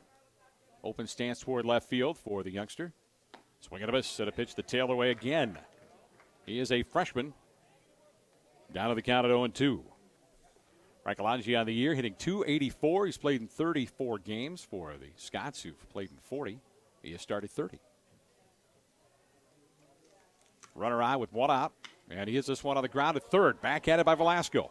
On to second for 1. Horns turn, not in time. Good speed there by the shortstop, Frankalangia. And he is safe at first on the fielder's choice. However, 2 outs. Castagnetti cut down by Velasco. We're able to get it to Horn. 5-4 on the scoring for out number 2. And the top of the order coming up in Abelson.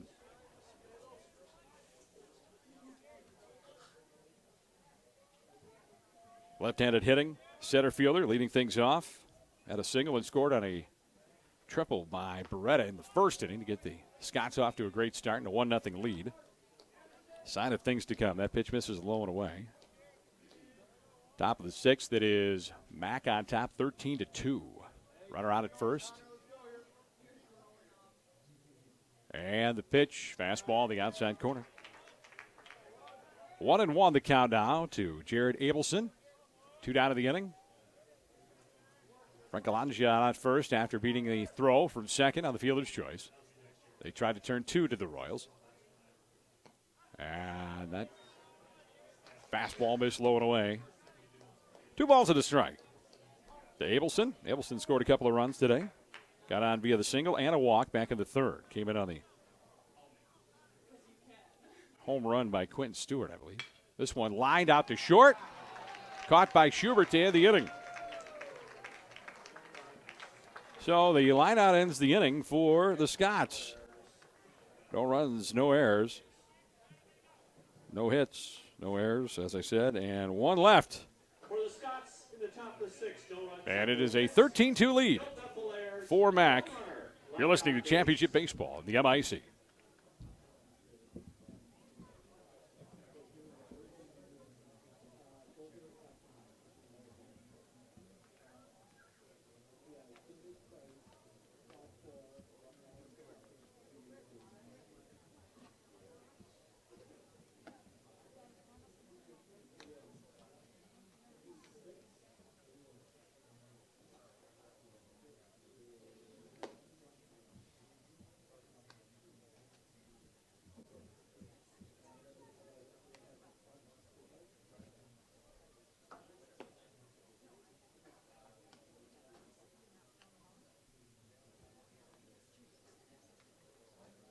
Ladies and gentlemen, your attention, please.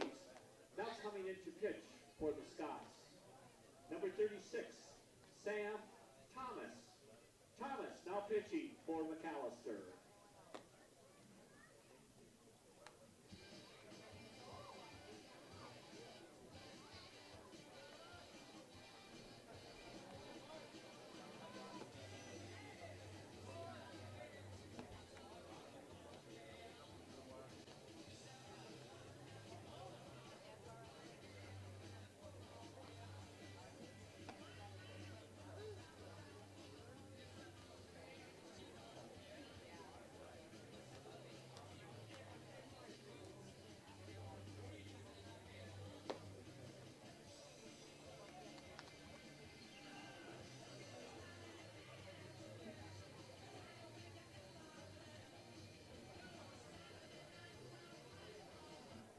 Leading off the bottom of the sixth for the Royals, the catcher, Lars Anderson.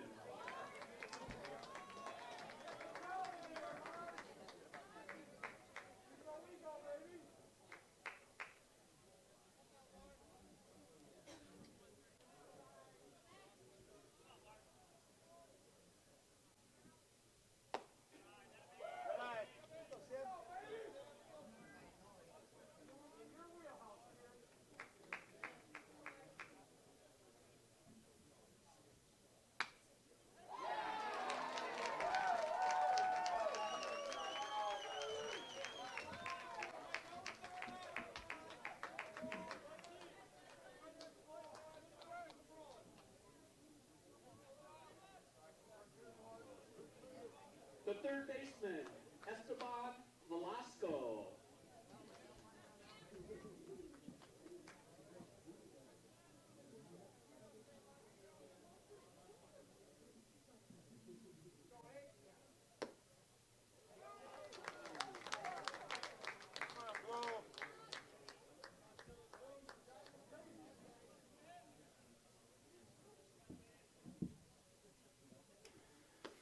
All right, Esteban Velasco with another opportunity here as he came in, third inning. This is second at bat. Walked. And was retired on the base paths there. 1-1 count now to him here in the sixth. Now 1 ball, 2 strikes, as that one was a strike.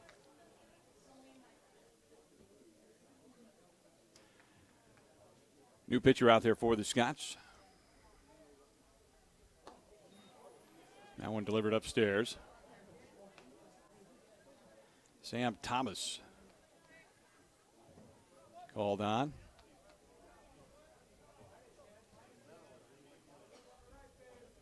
And the 2-2 from Thomas. Low.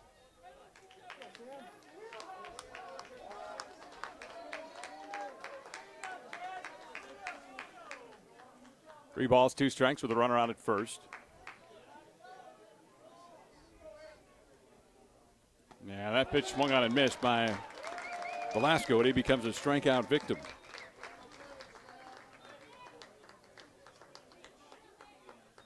And so one out. The left fielder, Mitch Butvillas.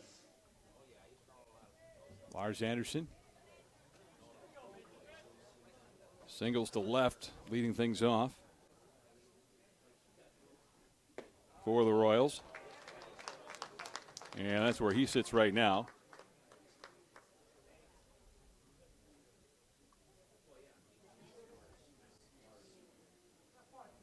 And the first pitch, a strike now to Butvillas.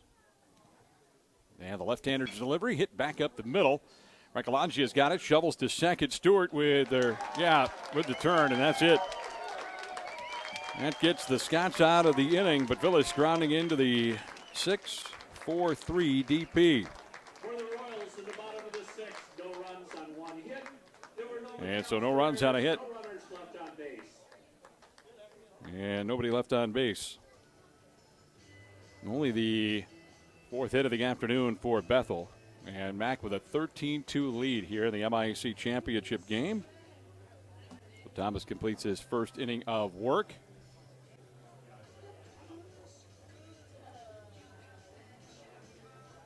And we go to the top of the seventh inning here at Hogan Field, Becker Park, on the campus of St. John's University. Mac broke it wide open with a 9-hit, 9-run second inning, highlighted by a 3-run home run by Colin Bratner, their designated hitter. And you look back at the stats, and Mac led the league in hitting, home runs. Yeah, they definitely have had a good year in regard to offense as far as baseball goes for the Scots, who came in 12-8 in conference, 25-15. Overall is what they are right now after the 2 wins in tournament play.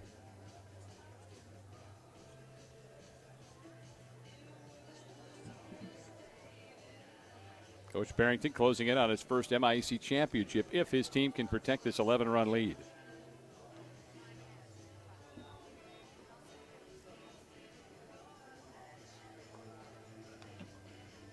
Connor Malcolm out there for another inning of work. He has thrown a couple so far.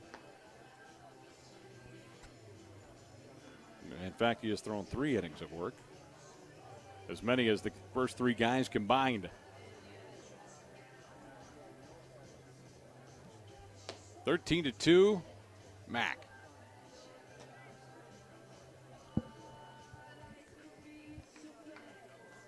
And so leading things off here for the Scots will be Alex Beretta, who had the big triple to get things going in the first inning.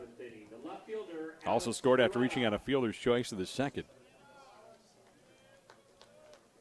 So Beretta batting here. And he is 1 for 4. A couple of runs driven in. Fifth time batting for him. The way things are going, maybe he's got another chance to get up there, because it's 1-0 now to Beretta. Connor Malcolm. Into the line, kicks and fires. Fastball hit on the ground. Malcolm snags it. He'll run halfway to first and lob it over to Neville for out number 1. Comebacker for 1 out. 1 up, 1 down for the Scots. Got the leadoff man on the first. Second baseman, The second. Stewart.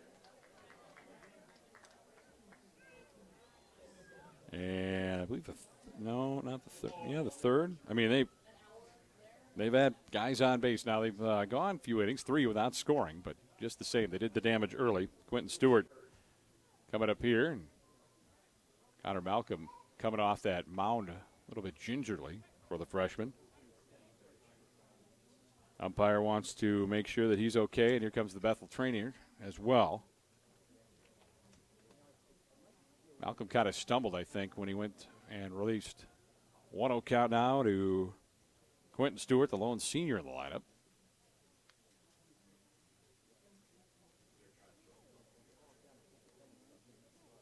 I'll give him some warm-up tosses to see if he can continue in the game.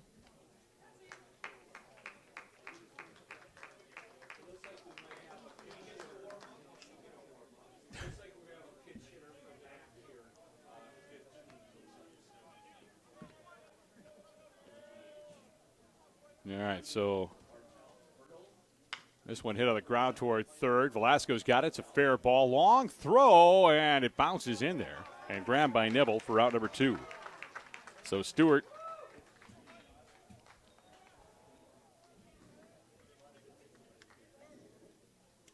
with a 5-3 ground out for out number 2. Here in the 7th, Mac on top by the score of 13-2. Colin Bradner will bat now. Or check that. Bradner's going to be pinch hit for Peter Bertel, senior out of Minneapolis Southwest. And he's a senior, only a handful. Paid his dues, no doubt about that. 0-1 the count to Bertel. That pitch misses, down and in. 1 ball, 1 strike to Bartel.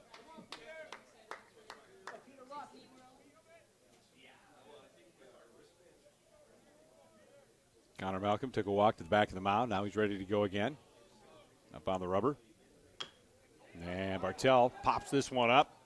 Or actually hits it off the ground, and the shortstop coming up with it, Schubert. And Bartel with his speed beats it out. Sorry, so I thought I was looking for stats on Bartel, and he gets the infield single, which is the 16th hit of the game for Mac.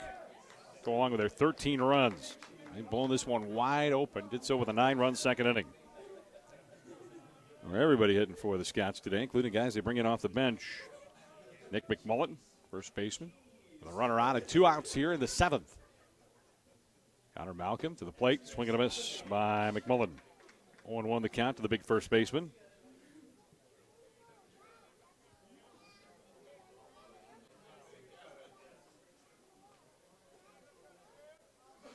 Connor Malcolm takes a look at the runner to the plate, swinging a miss again by McMillan. No balls, 2 strikes.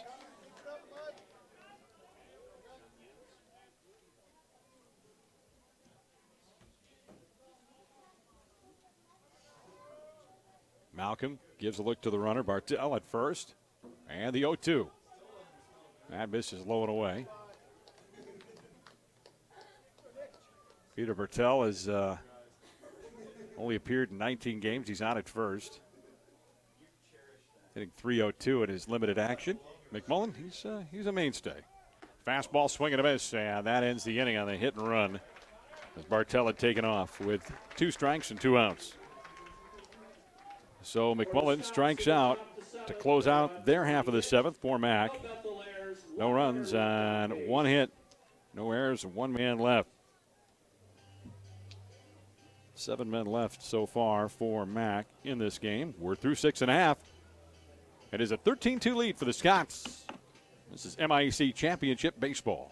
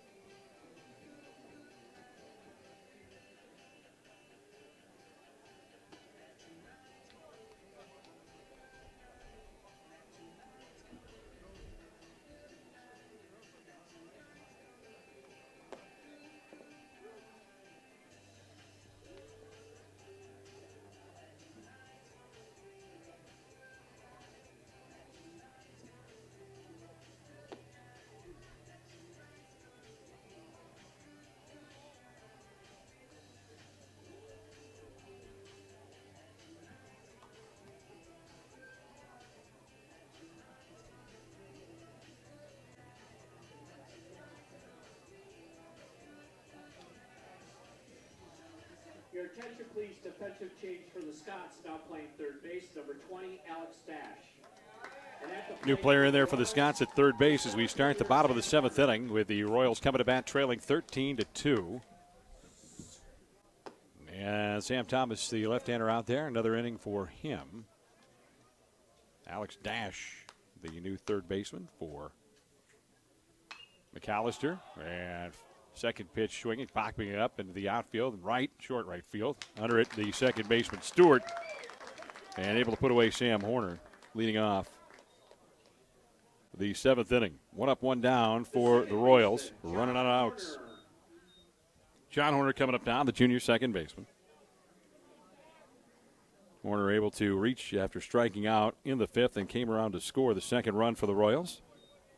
Prior to that, he'd fly out to right.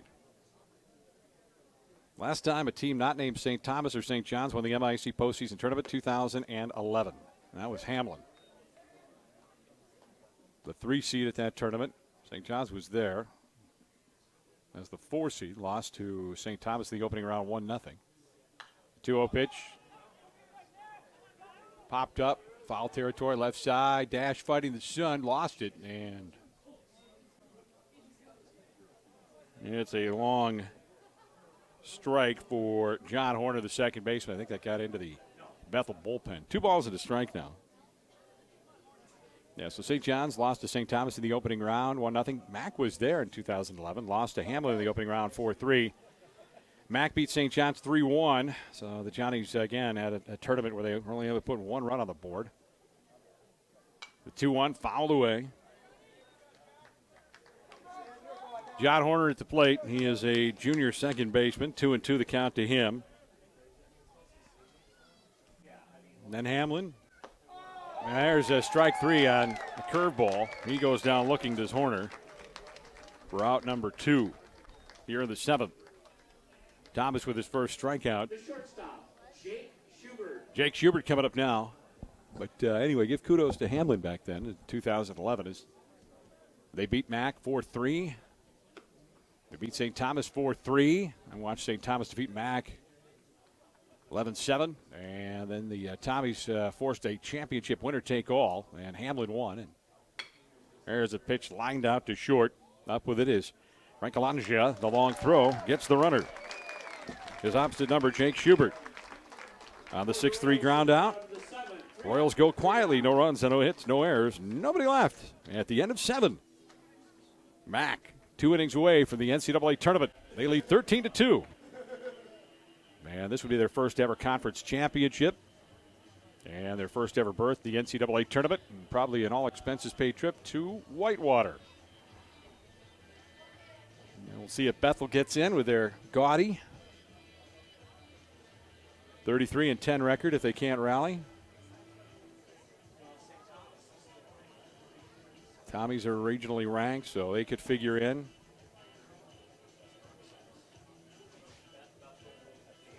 We'll see.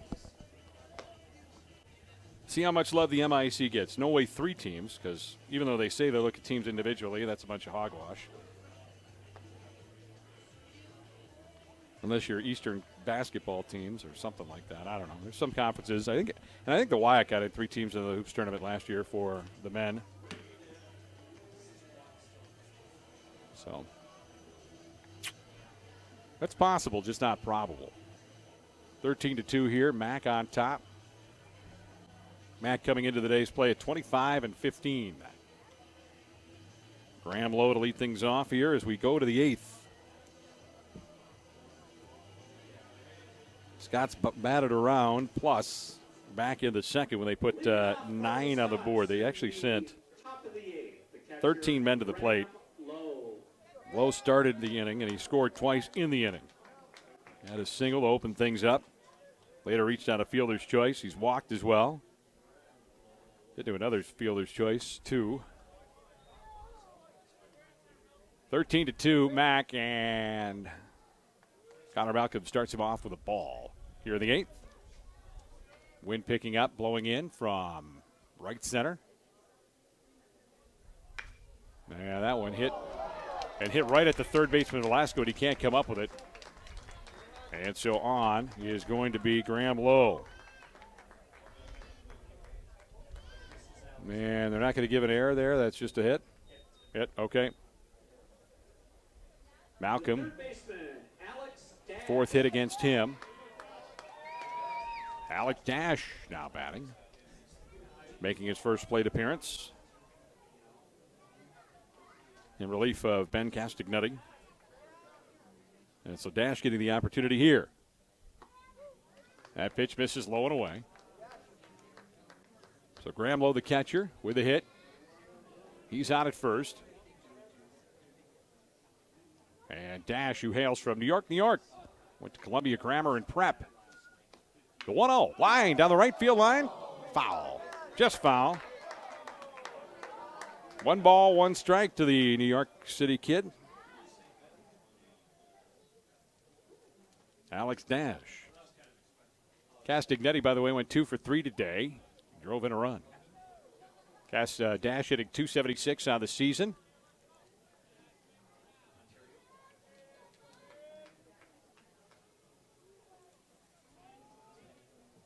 Alex Dash is a senior. This is real special for him. The 1-1 pitch. Off speed and low. 2 balls to the strike to Alex Dash. Left-handed hitting third baseman. And a senior in this MAC program. There aren't a lot of them, but they graduated Thursday night. Hopefully his parents were able to come out for that and the tournament. 3-1 now to Dash.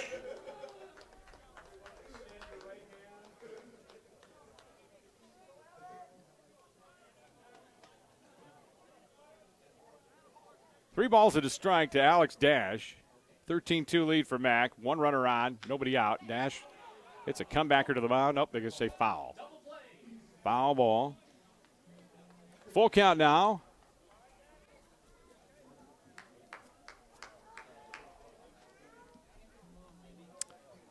Right there, see that?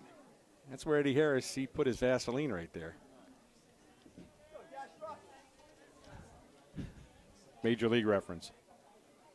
You ever seen it? You're too young, Ryan, aren't you? 1 out as this one. Dash hits it out to short. Up with it is Schubert on a second. Horner's turn is in time. So 2 down now. The 6-4-3 double play.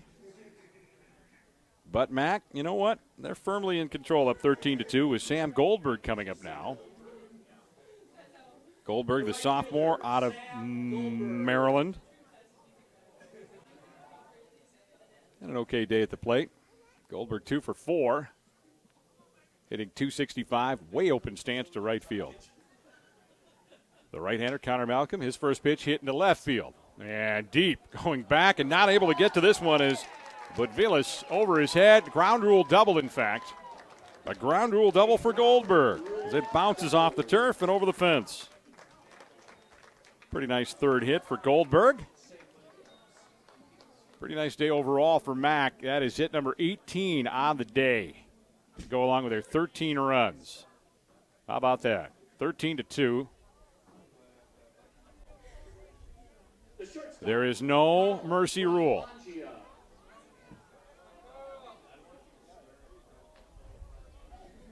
No mercy rule in tournament play. You play it all out.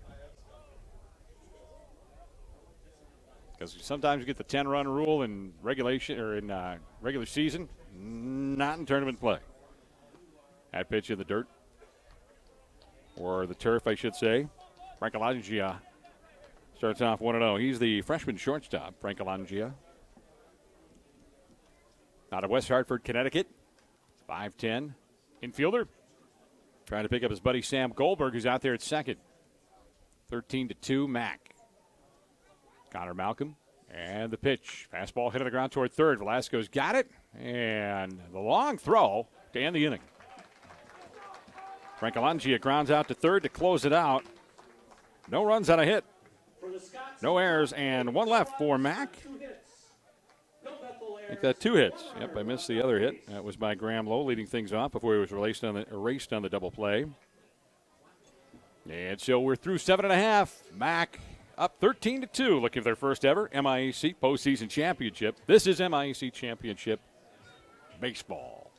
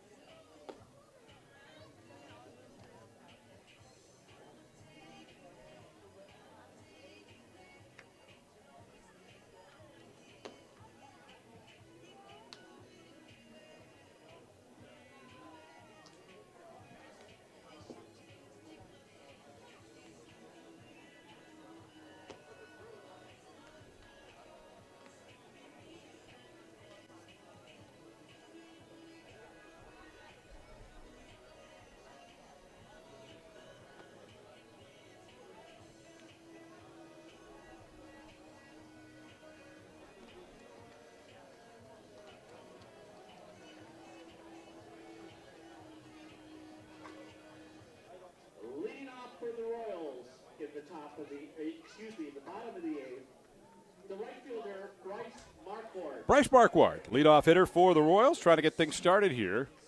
Royals needed a big comeback, down 13-2, and they have 6 outs, and he starts with a grounder up the middle, which is fielded by Stewart, and Stewart's throw gets Marquardt by a couple of steps. 4-3 if you're scoring. Route number 1. The designated hitter, Brandon Meyer. Brandon Meyer, the designated hitter, will bat here for the Royals, who harbor at-large berth dreams. Left-handed hitting, and fouls it back to the screen as Meyer. Meyer, the designated hitter.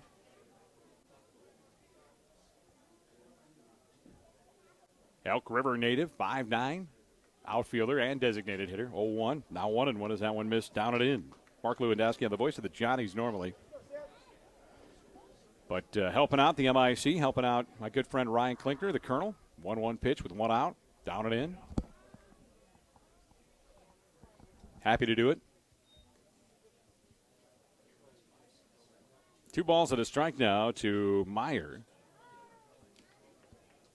Mac looking for their first ever championship. If Bethel rallies, they would win their first ever postseason tournament.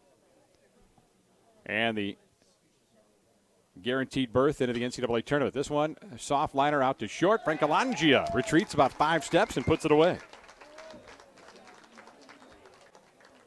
So the line out to the shortstop for out number 2. 2 up, 2 down for the Royals.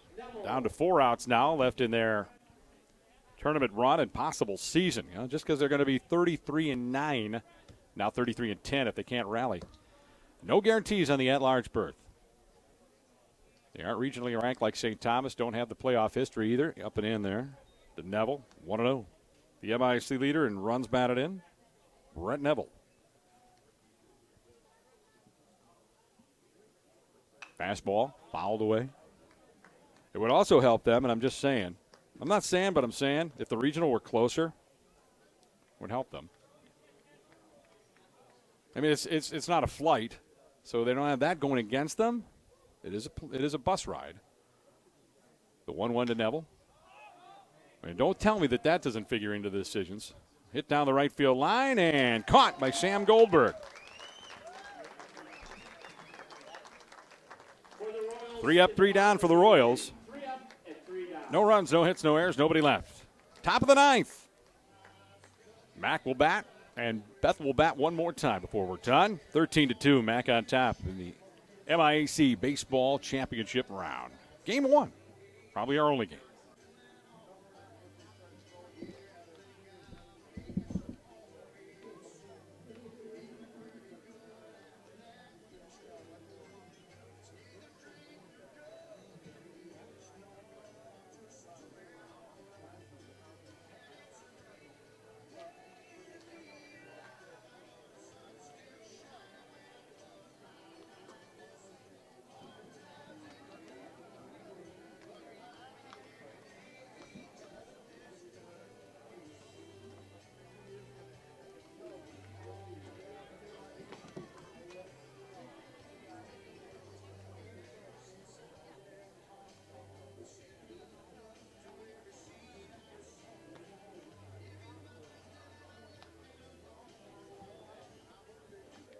attention, please. Now coming into pitch for the Royals, number 35, Brady Leahy.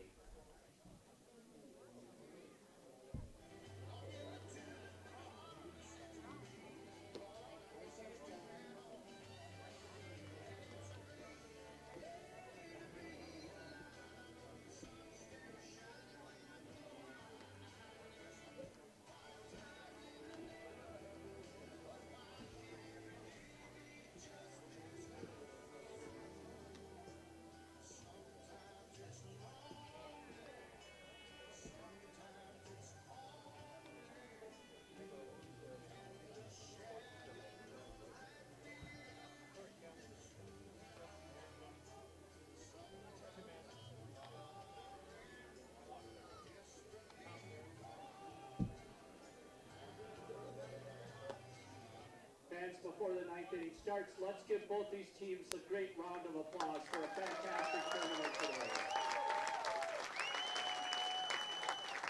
Leading off to the Scots to start the ninth inning, the center fielder, Jared Abelson.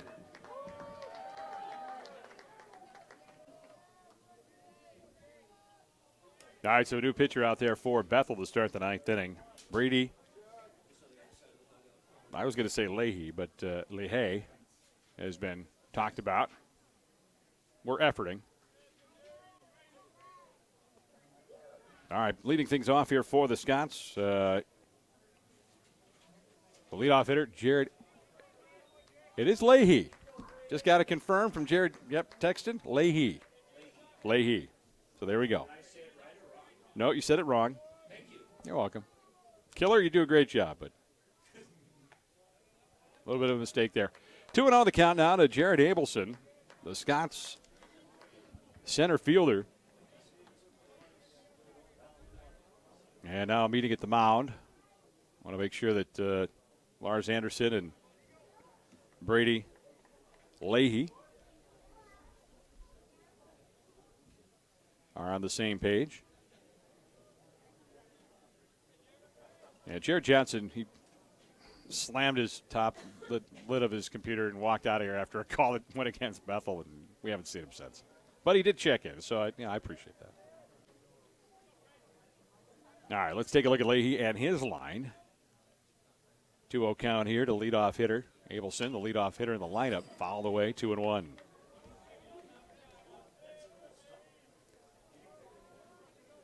Brady Leahy, a freshman, has pitched 4 innings total. He has struck out 7 of those 4 innings. Carries a 2.25 earned run average. And the 2-1 to Abelson. Hit on the ground towards second. Horner waits on it. Two-hopper, throws, and he gets Abelson by a couple of steps. 4-3 on the ground out here. 1 down, top of the ninth.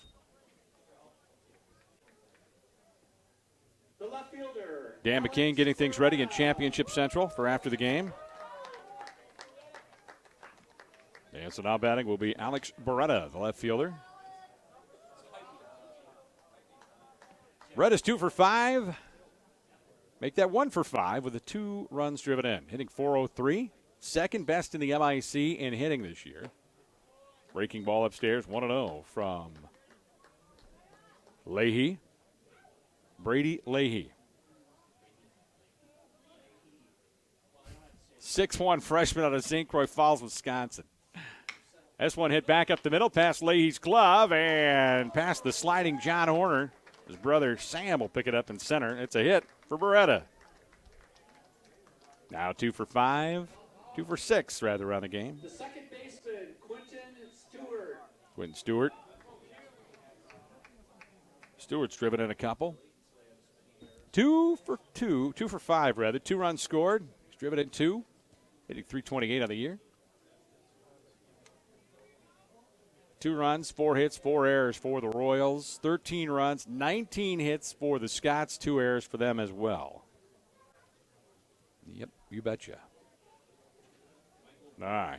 Leahy, off-speed pitch, misses low, 1-0. By the way, I talked a little bit about those seniors that graduated Thursday from McAllister. J.B. Perojman is one of them. Peter Bertel, who made an appearance here. Fastball low and in.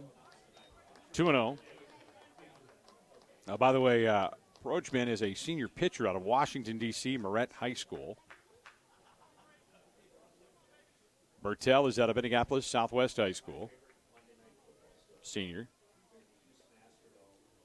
Dylan Edwards Garrity, the starter. That one bounces in off the plate and to the backstop. 3-0 now to Quentin Stewart.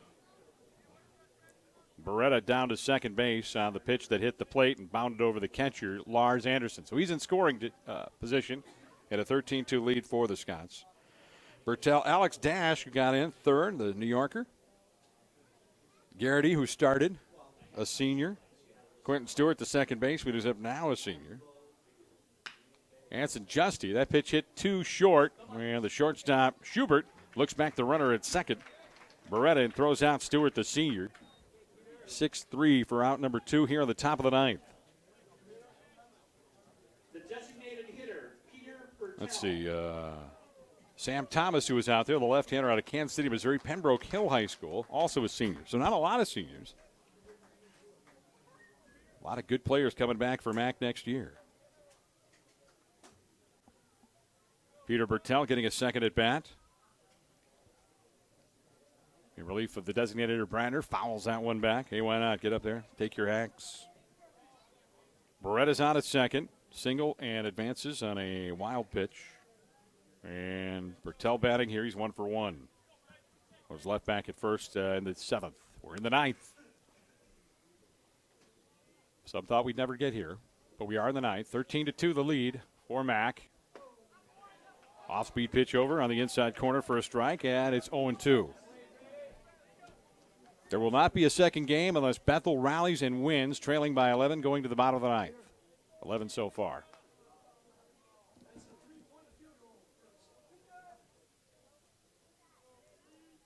The 0-2 pitch upcoming. Fastball. Missed outside to Bertel. Bertel out of Minneapolis Southwest.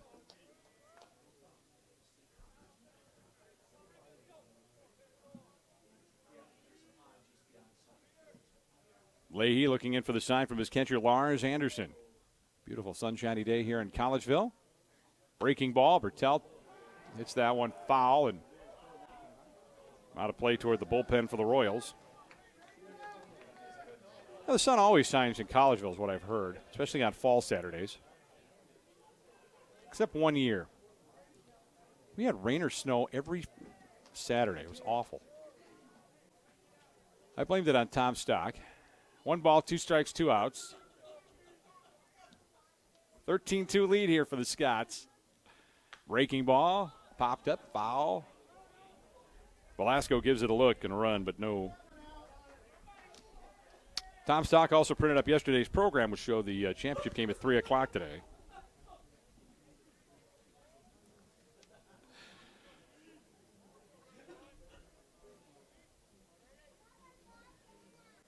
Yep. 1 ball, 2 strikes, 2 down. Runner on at second for Mac. Hey, Ogs. Beautiful field name for you, by the way. This one hit on the ground to short. Schubert, long throw and dug out by Neville to end the inning. So Bertel goes down with a 6-3 ground out. Third out here in the 9th. No runs on a hit. And no errors and 1 left. And at the end of 8.5, 13-2 Scots. They're 3 outs away from the NCAA tournament.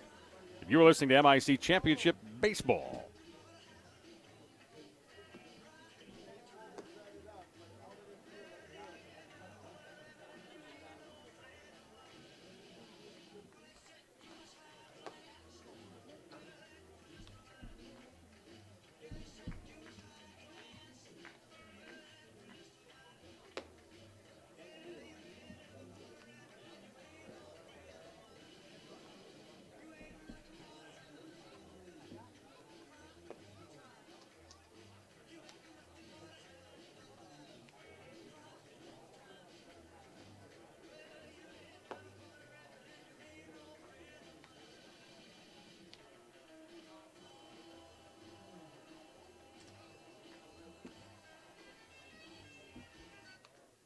attention, please, ladies and gentlemen. Now pitching for the Scots, number 39, Doug Lewis. Doug Lewis takes to the mound for the Scots.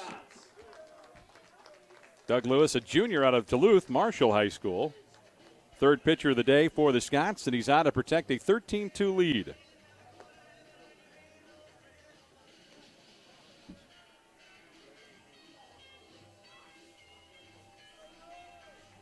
Remember, Bartell is at second. No, wait a minute. No, he was a designated hitter. Quentin Stewart's still at second. My bad. Off the bottom of the ninth for Bethel, the catcher, Lars Anderson. All right, Royals down to their final 3 outs. Lars Anderson will lead things off, the catcher. For the Royals, the home team on the scoreboard, down 13-2 as we go to the bottom of the ninth. Lewis's first pitch, line into left. So a comeback start with stuff like that. Lewis, third pitcher today. And a new batter for the Royals. Pinch hitting will be Ryan Evanson, a 6-foot Minnehaha Academy. I think Minnetonka north of 394, it's Evanson. South, it's Evanson. I could be wrong. We make it up as we go, Jerry. You are seeing behind the curtain. One on, nobody out. Thanks, Ryan. No one wants to look behind the curtain. Lewis kicks and fires. And the fastball over for a strike. So, Evanson batting here. And the 0-1 hit into right field. Past a diving McMillan at first. Yeah, there's runners at first and second with nobody on for the Royals here in the ninth.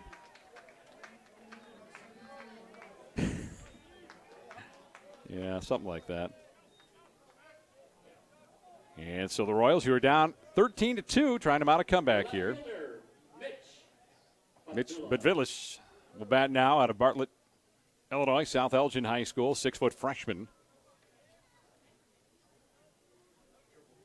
And Budvilis has been at the plate a little bit. Swing and a miss at the first offering. Oh, no wonder. Get it on the right box score. But Villas is 0 for 3 with a strikeout. 0-1 here. Lewis kicks and fires. Hit on the ground towards short. Gloved by the shortstop. Recalangia on to first, and not in time, but the Scots get an out closer to the NCAA tournament. Anderson to third. Stevenson erased on the 6-4 force. And on the fielder's choice. But Vila's safe at first. Sam Horner now, who is 0 for 3. Batting here, runners at first and third with one down in the ninth. 13-2 Mac. Lewis's first pitch on the outside corner for strike one.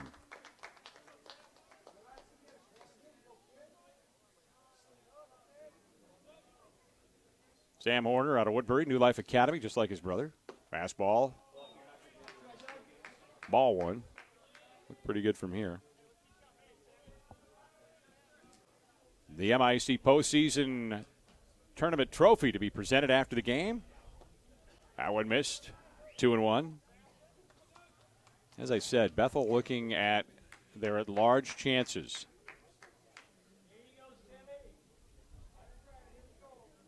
We have some problem getting some games in out east. Bad weather system moving through there. 2-1. They call it a strike as he came around. He tried to check his swing, did Horner.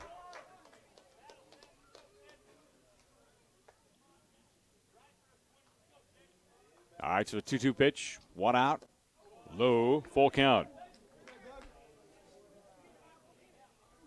New pitcher here, Lewis, trying to close this one out for the Scots. And the full count pitch hit in the air to right field. Coming on is going to be Goldberg. It'll fall in. One run will score for the Royals. Anderson crosses the plate with the third run of the game. Advancing to second will be Bedvilas, and a single for Horner. The second baseman, John Horner. John Horner, Sam's brother, now batting here, the second baseman. Doug Lewis, senior, has appeared in 9 games. He has a 1-2 record with a save. This one hit in the air to third, caught. Was not caught. It was off the turf and into the air. Ricochet. Throw to second, not in time. Sorry, folks, I was looking down at my score sheet. So everybody's safe now. And on the fielder's choice, Horner at first, Sam Horner at second, but Vilas at third. The shortstop, Jake Schubert. All right, so Jake Schubert batting here. Doug Lewis, as I said, 16 in the third innings. He's given up 16 runs, 14 earned. He's walked 9 and struck out 12. He's got an ERA over 6. And he misses there. 1-0. Bases are loaded full of Royals. But it is still a 13-3 lead for the Scots. And the 1-0. Fastball misses. 2-0 now. But Vilas at third, and the Horner boys, Sam and John, are at second and first, respectively. And Lewis's pitch. Low again. 3-0. Aiming for the corner, can't hit that, it goes low.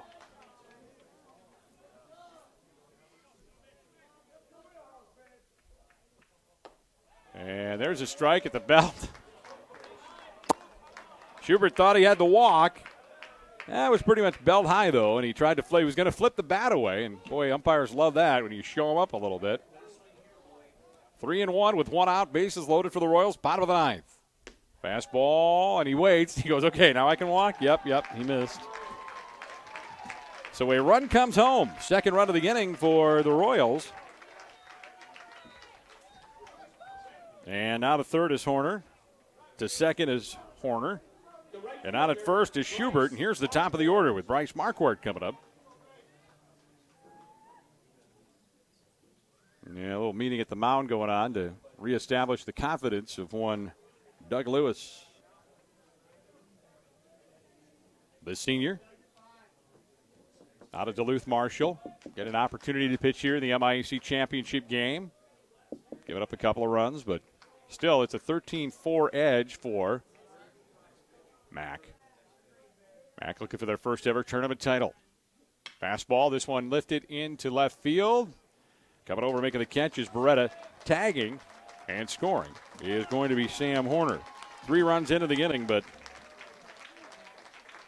too much to overcome for Bethel. So a sac fly RBI for Marquardt, and Bethel down to their final out with their designated hitter Brandon Meyer, a junior, coming up here. Meyer 1 for 4 on the day. Runners at first and second, 2 down. 13-5 the score now. Fastball popped up into short left field, fighting the sun and putting it away is going to be Beretta, and the Scots are going to the NCAA tournament. The 4 seed goes 3-0, and there's a dog pile of Scots. Congratulations to Matt Barrington and the McAllister College Scots for their first ever MIAC championship in the postseason tournament. Their 5th postseason victory in MIAC tournament play. And Dylan Edwards-Garrity gets the win. He's now 6-1 on the year, and the Scots offense putting a 9 spot on the board in the second inning. That was the difference in this one. They added another 3 in the next inning. So they scored all 13 of their runs in the first 3 innings. Bethel 5, 8, and 4.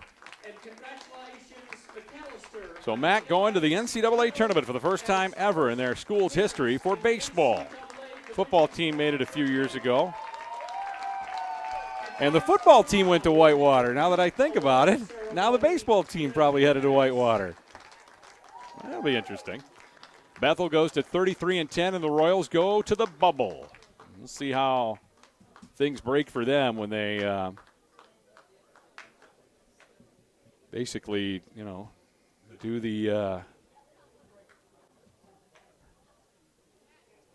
the 8 regional sites are Syracuse, New York, Onondaga Community College Field, hosted by the SUNY Athletic Conference, Whitewater, Danville, Virginia, York, PA, hosted by the Middle Atlantic Conference, Sauget, Illinois, hosted by Webster. It's another place Matt could be sent. It's probably still a bus trip for them. Maybe not. Tyler, Texas, hosted by Texas Tyler. Washington, PA, hosted by Washington and Jefferson. Harwich, Massachusetts, hosted by Mass Maritime. So there's nobody way out west. It's everything is central, south, or east. And so the Scots, and they give the Gatorade shower to the head coach, Matt Parrington, and congratulations to them. The regional start May 18th to the 22nd. Each regional championship team will be going to Appleton, Wisconsin for the Division III World Series. The playoff field will be announced on May 14th. And so that is, I believe, tomorrow. Yes. Participating in the championship game.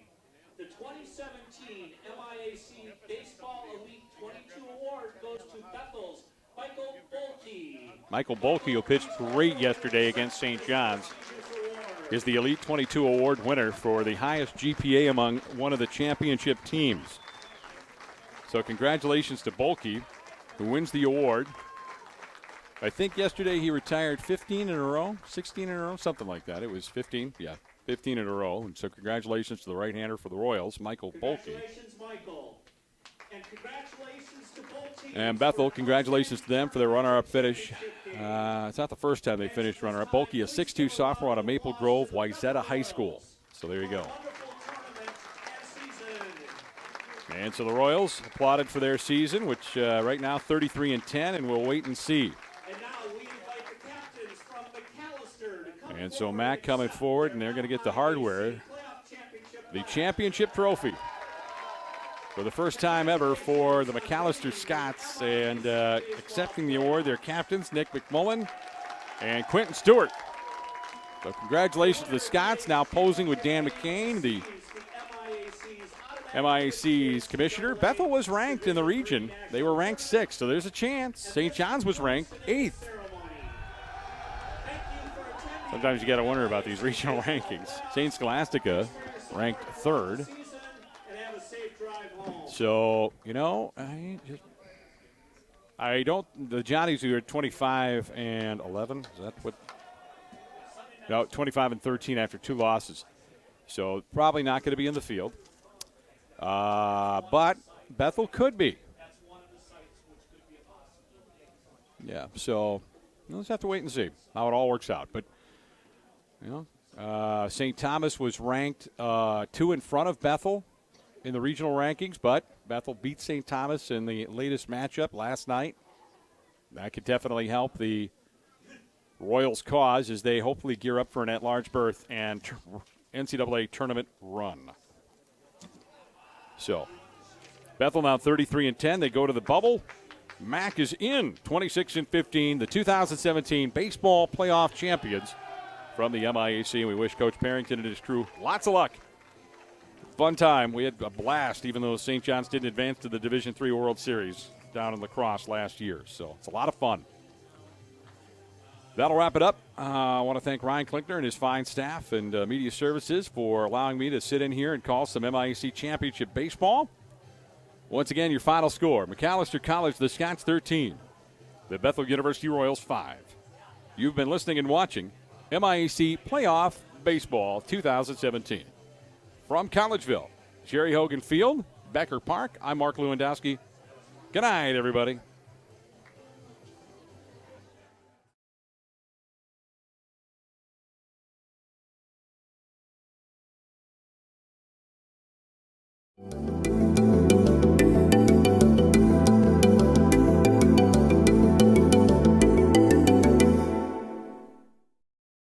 Bye.